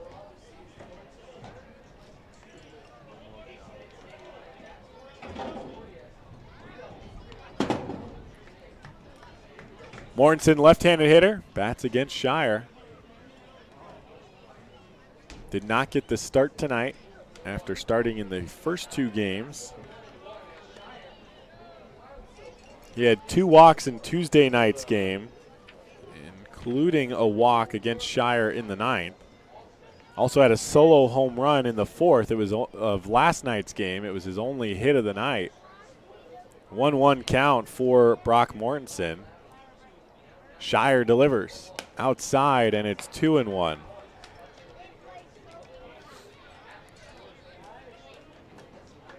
Matthew Schwartz in the on-deck circle. He's the batter on the lineup card right now. As the Black Bears make a couple of changes here in the 9th inning, try to shake things up and get a run across. Here's the 2-1 pitch. That one misses up high, and it's 3 balls and 1 strike for Brock Mortensen. Interesting relationship with the fans here in Yakima because Landon Shire, obviously well-liked, one of the better closers for the Pippins since joining the team on July 1st. But there are a lot of fans here who maybe haven't been following along as closely. The 3-1 misses outside, and he walks Brock Mortensen on 5 pitches. So they may not be familiar with the fact that this is just Landon Shire's style. However, he is aggressively rubbing his pant leg, and I think he's having trouble gripping the baseball. It's a hot, humid night here in Yakima. Not very common, but that's what we've been dealing with. Not a lot of wind. The wind mostly been dead tonight, and Shire has not stopped rubbing his hand on his pants, down his right pant leg. Kelly Fitzpatrick out on the mound, brings the entire infield in to try to figure things out. Matthew Schwartz 0 for 3 tonight, and not exactly a betting man, but if I were, I could probably guess on what Schwartz is being asked to do at the plate against Shire with runners on first and second and no outs in the 9th inning.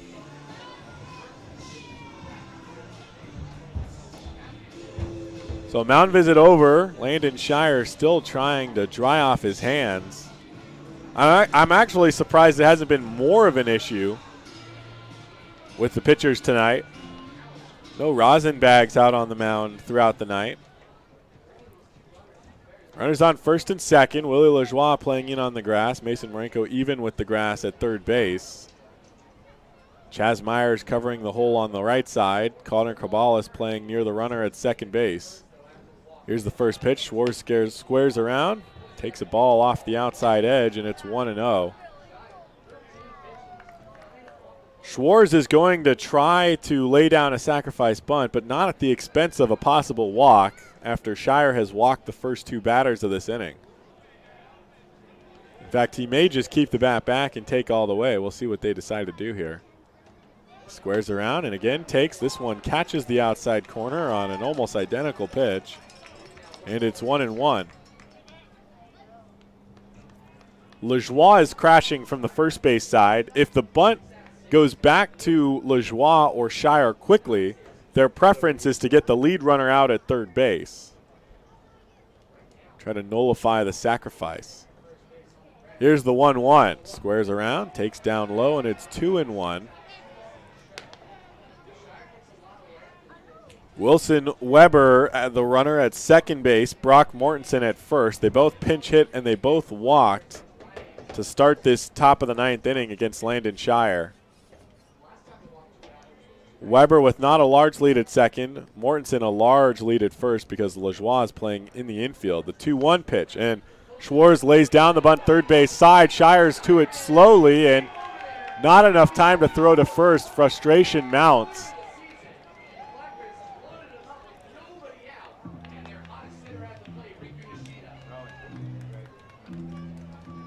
And the Pippins will start to get some more activity in the bullpen. Someone's been throwing. I believe it's Tyler Frieders. And I was a little surprised he wasn't asked to come into the game earlier. Actually, I'm not sure that is Tyler Frieders.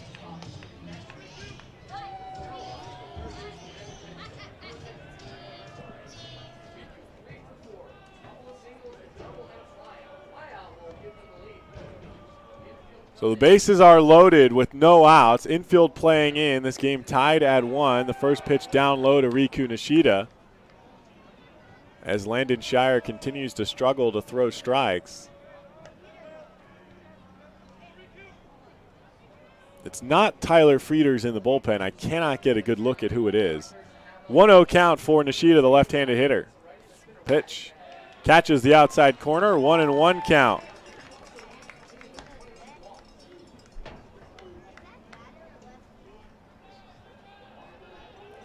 So Schwartz was trying to lay down the sacrifice bunt. It went to the third base side. Shire was slow to get off the mound, and by the time he got to it, there was no chance to throw out Schwartz at first. So instead, they load the bases up, which for the Pippins at least leaves the force out at every base.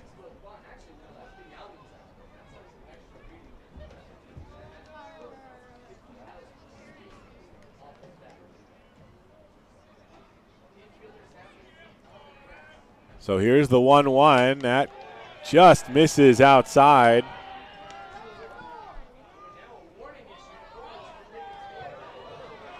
And the Pippins not happy with that call. Another pitch that looked pretty similar to the one before it. That one was a little further off the plate.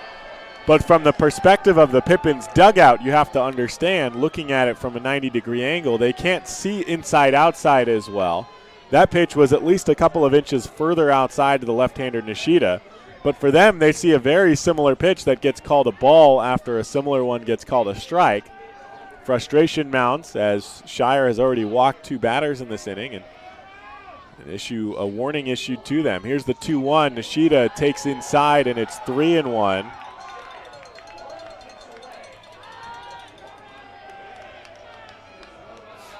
Riku Nishida is 3 for 4 tonight, 2 singles and a double, as well as a line out to left field. Runners on second and third, both walked. The runner on first bunted to get on, and he walks Riku Nishida. The merry-go-round gets going, and 1 run will get forced home here on the third walk issued by Landon Shire. And the Cowlitz Black Bears take a 2-1 lead here in the top of the ninth. That will bring Brock Bozette to the plate. Almost the exact same situation, just a different hitter. Nishida always a danger to find a hole in the infield. Bozette has a lot more options with his bat. First pitch, and he takes inside for a ball, I guess. 0 for 2 tonight. He was hit by a pitch and did lay down a sacrifice bunt in the 5th inning. Infield still playing in with the bases loaded, no outs. The 1-0 pitch to Bozette, and that pitch hits Bozette, and another run will score. And I think Shire had some words for John Poland, potentially about Bozette's elbow being in the strike zone. No, he looks in the dugout. He's patting his chest, but he's right back on the rubber. Crust Angel is coming out, and Shire, I'm surprised Shire stepped off at all. I don't know that he knows Crust Angel's coming out. Well, now he does. He will hand over the baseball, and a new pitcher will come into this game for the Pippins. Landon Shire loads the bases on 2 walks and a sacrifice bunt that they do not concede an out on. Instead, loading the bases, he walks a batter and hits a batter. And the Black Bears lead 3-1. We'll be right back with the new pitcher in the top of this 9th inning in just a moment. You're tuned into Pippins Baseball on the Pippins Broadcast Network. Who knew it was so difficult to find the right bank? I know. It's so confusing. And checking out your banking options? Oh, sounds overwhelming. The calm and certainty. Enough! With Banner Bank, it's easy to manage your finances, and help is here when you need it. Be gone, Cloud! Oh! Wait! Ah! Built for action, built for banking. Banner Bank.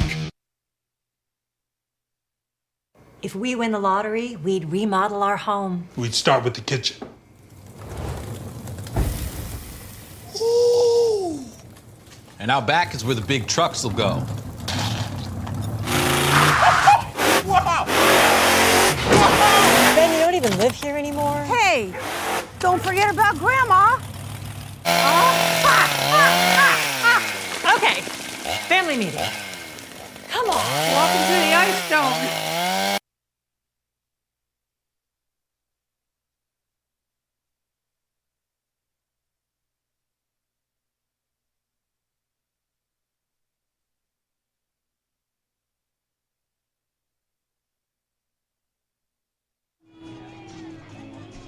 Welcome back as we continue this top of the 9th inning. Landon Shire, not unlike himself to load the bases, but very unlike himself to allow 2 runs without recording an out.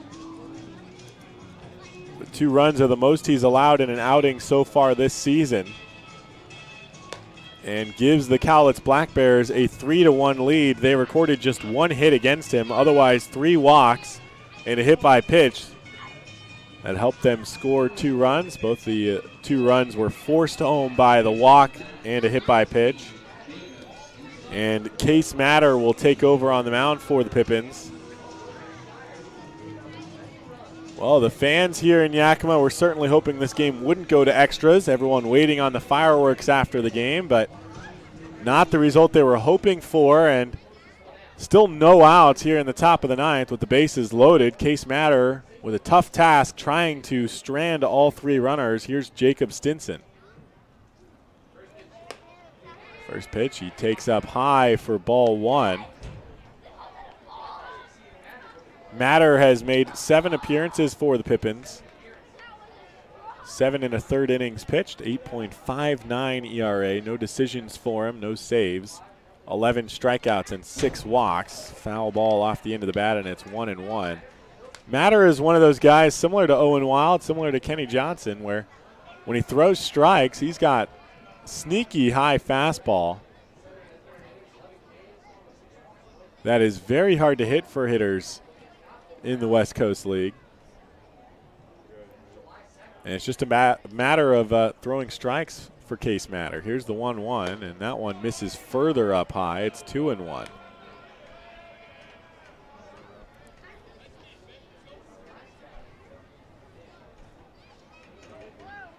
The unfortunate thing is Seth Kuykendall, who was not allowed to come into this game earlier, he has been the perfect guy to come into this game in so many situations. And he's the one guy they can't use. The 2-1 pitch popped up. That'll go out of play behind the grandstands. And the count is even 2-2.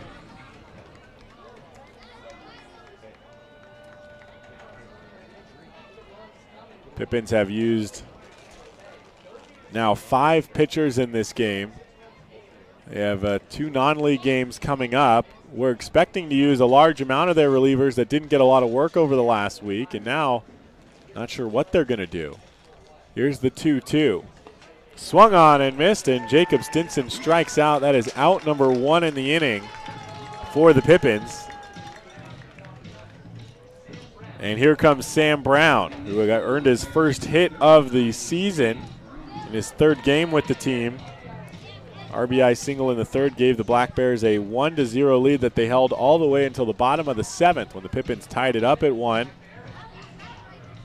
That game remained tied at 1 until this top of the 9th when Landon Shire forced home 2 runs. Sam Brown also walked in his last plate appearance. He is 1 for 3. Here's the first pitch. Takes it up high for a ball. Willie Lajoie playing in front of the runner on first base, Brock Bozette. Mason Marenko playing even with the third base bag. Connor Kobalis and Chaz Myers, the middle infielders, a double play depth with 1 out here in the top of the 9th. Already a 2-run lead for the Black Bears. The 1-0 pitch, Sam Brown lifts one, foul territory, tailing, and will fall out of play in the bleacher seats. So 1 ball and 1 strike now with 1 out. As Sam Brown, the cleanup batter in this series for the Black Bears, tries to add to the total. They don't know how many they're going to need, but Pippins have only been able to muster 1 so far, and it came in the 7th. 19 runs in the 2 games before this one, and just 1 tonight for the Pippins. The 1-1 pitch popped up. Fly ball into shallow left. Giving chase is Alex Shanks. Tagging from third is Schwartz. The throw goes to the plate, and it's offline. Everyone moves up a bag on the sacrifice fly. Matthew Schwartz scores from third, and the Black Bears lead 4-1 in the top of the 9th.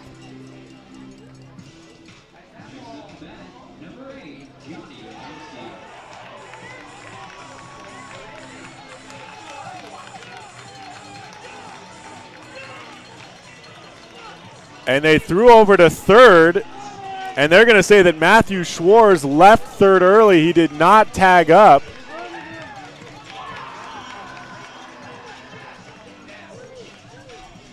And the assistant coach for the Cowlitz Black Bears has now been tossed, and he's coming after the home plate umpire, John Poland. He is livid.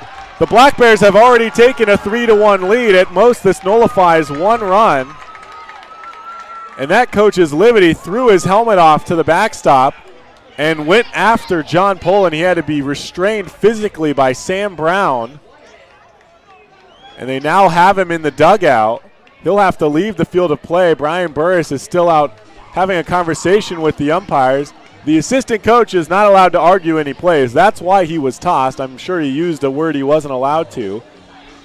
So the play by the Pippins, Kyle Crustangel has his team throw to third, and they get Matthew Schwartz called out for failing to tag up. It was the same thing that the Black Bears wanted to do when Myers tagged up from third. I don't even think they actually tried to do it. But Nishida had urged his third baseman to touch the bag, and Myers had definitely not left early. So new pitcher for the Cowlitz Black Bears as we head into the bottom of the 9th inning. We'll be right back. You're tuned into Pippins Baseball on the Pippins Broadcast Network. Be an energy efficiency hero. Install high-efficiency natural gas equipment, and you can be just like Cascade's most energy-efficient player of the game. Match his ERA of $710. Put some runs on the board by upgrading your furnace, improving your home's insulation, and switching to a condensing tankless water heater. Cascade's bench is deep with both residential and commercial incentives. Check them out at our website or give us a call and be an energy efficiency player of the game. What's worse than standing in line at concessions? Now you can satisfy your appetite while remaining in your seat. With the mobile app Fan Food, you simply select Express Pickup and order your food. It is that simple. You deserve a VIP experience. Download Fan Food today.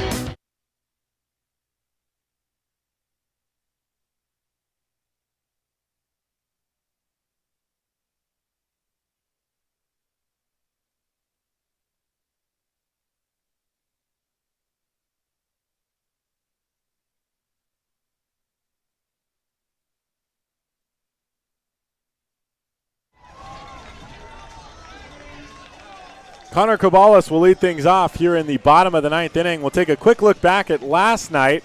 Connor Kobalas hit his first 2 extra base hits of the season. Both of them doubles. The first one came in the bottom of the 5th inning. He led off the bottom of the 5th. And then in the bottom of the 7th, raced around to second on a close play, got underneath the tag, and found himself with a second double of the game and of the season. He leads things off here in the bottom of the 9th inning against Mark Wanarabich.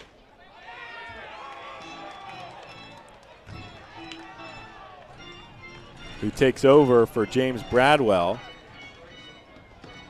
First pitch in there for a strike.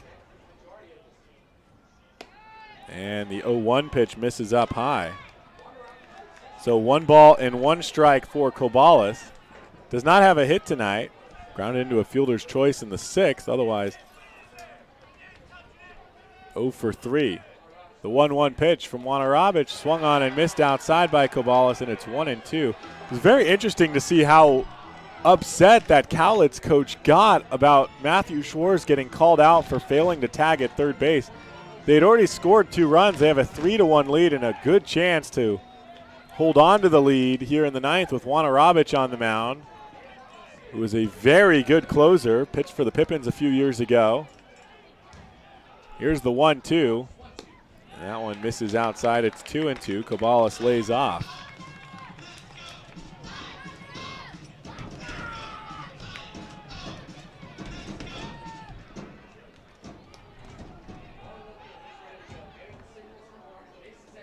The 2-2 pitch misses outside, and the count is full for Connor Kobalas.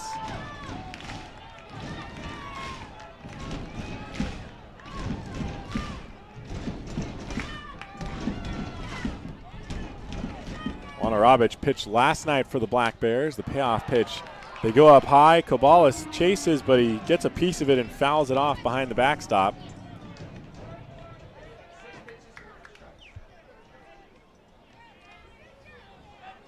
So the count's still full for Kobalas, leading things off in the bottom of the 9th. The payoff pitch again.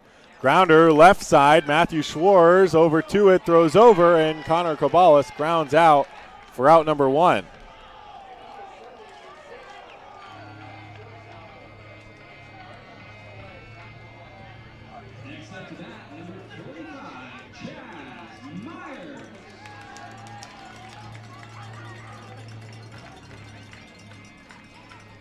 So Chaz Myers will bat. He reached on a walk in his last plate appearance. An errant pickoff throw moved him over to second. He went to third on a wild pitch and scored on a sacrifice fly by Michael Carpentier Jr. to tie the game in the bottom of the 7th. It remained tied until the top of the 9th, when Landon Shire forced home a pair of runs with a walk and a hit by pitch when the bases were already loaded, also by his doing. Myers takes a first pitch strike. Case Matter comes in, strikes out the first batter, and then gets Sam Brown to fly out for what would have been a sacrifice fly, but the runner from third left early. Here's the 0-1. Chaz Myers takes up high, and it's a 1-1 count rather. Myers now with 17 walks on the year. Came into this game leading the team in batting average. He is 0 for 3 tonight. The 1-1 pitch, and he pops one up right side, just past the infield dirt. Riku Nishida underneath it, and he makes the catch for out number 2. And up will step Sam Olson, who is 0 for 3 tonight as well. He walked in his first plate appearance.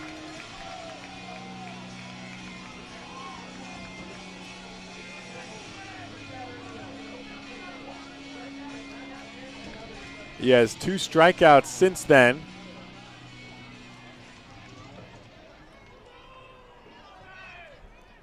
Bats with nobody on and 2 outs. Bottom of the 9th, Pippins trail by 2, and he takes a first pitch strike on the inside corner.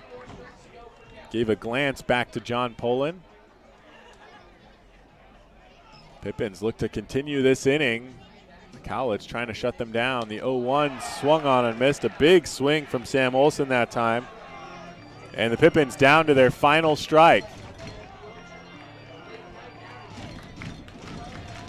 Fireworks to follow here in Yakima. Non-league game to follow for the Pippins. Sam Olson stepped out because Wanarobich has been coming set before batters are ready in the box. He stepped out without calling time and was lucky he was given it. Here's the 0-2. And he softly lifts one in the infield. Matthew Schwartz has his hands up and makes the catch with his glove in front of his face. That is out number 3. The Pippins lose the series finale 3-1. But they do win the series with wins in the first 2 games. They win 12-8 on Tuesday, 7-4 last night, and they lose 3-1 tonight. Matthew Schwartz makes up for failing to tag up at third base in the top of the 9th by fielding a ground ball and a flyout in the bottom of the 9th to finish off the Pippins. Kenny Johnson, strong start, 6 innings, 1 run, 4 hits, 1 walk, and 10 strikeouts, ends up being erased. The Pippins tied up with a run in the 7th. There's some jawing going on between the Pippins and the Black Bears. Looks like Kenny Johnson might have been involved with it, and really half of the Black Bears, especially the coaches, now yelling down at the Pippins.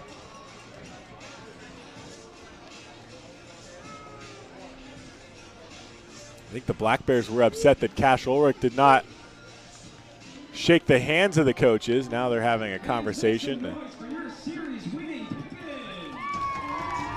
Black Bears trying to egg on the crowd as well. Just a rough showing from the Black Bears. Things turned ugly as we got into this 9th inning. They took a 2-run lead, and the Black Bears started causing trouble inexplicably. As I said, the Pippins tied up in the 7th as Chaz Myers reaches on a walk, goes to second on an errant pickoff throw, to third on a wild pitch, and scores on a sacrifice fly.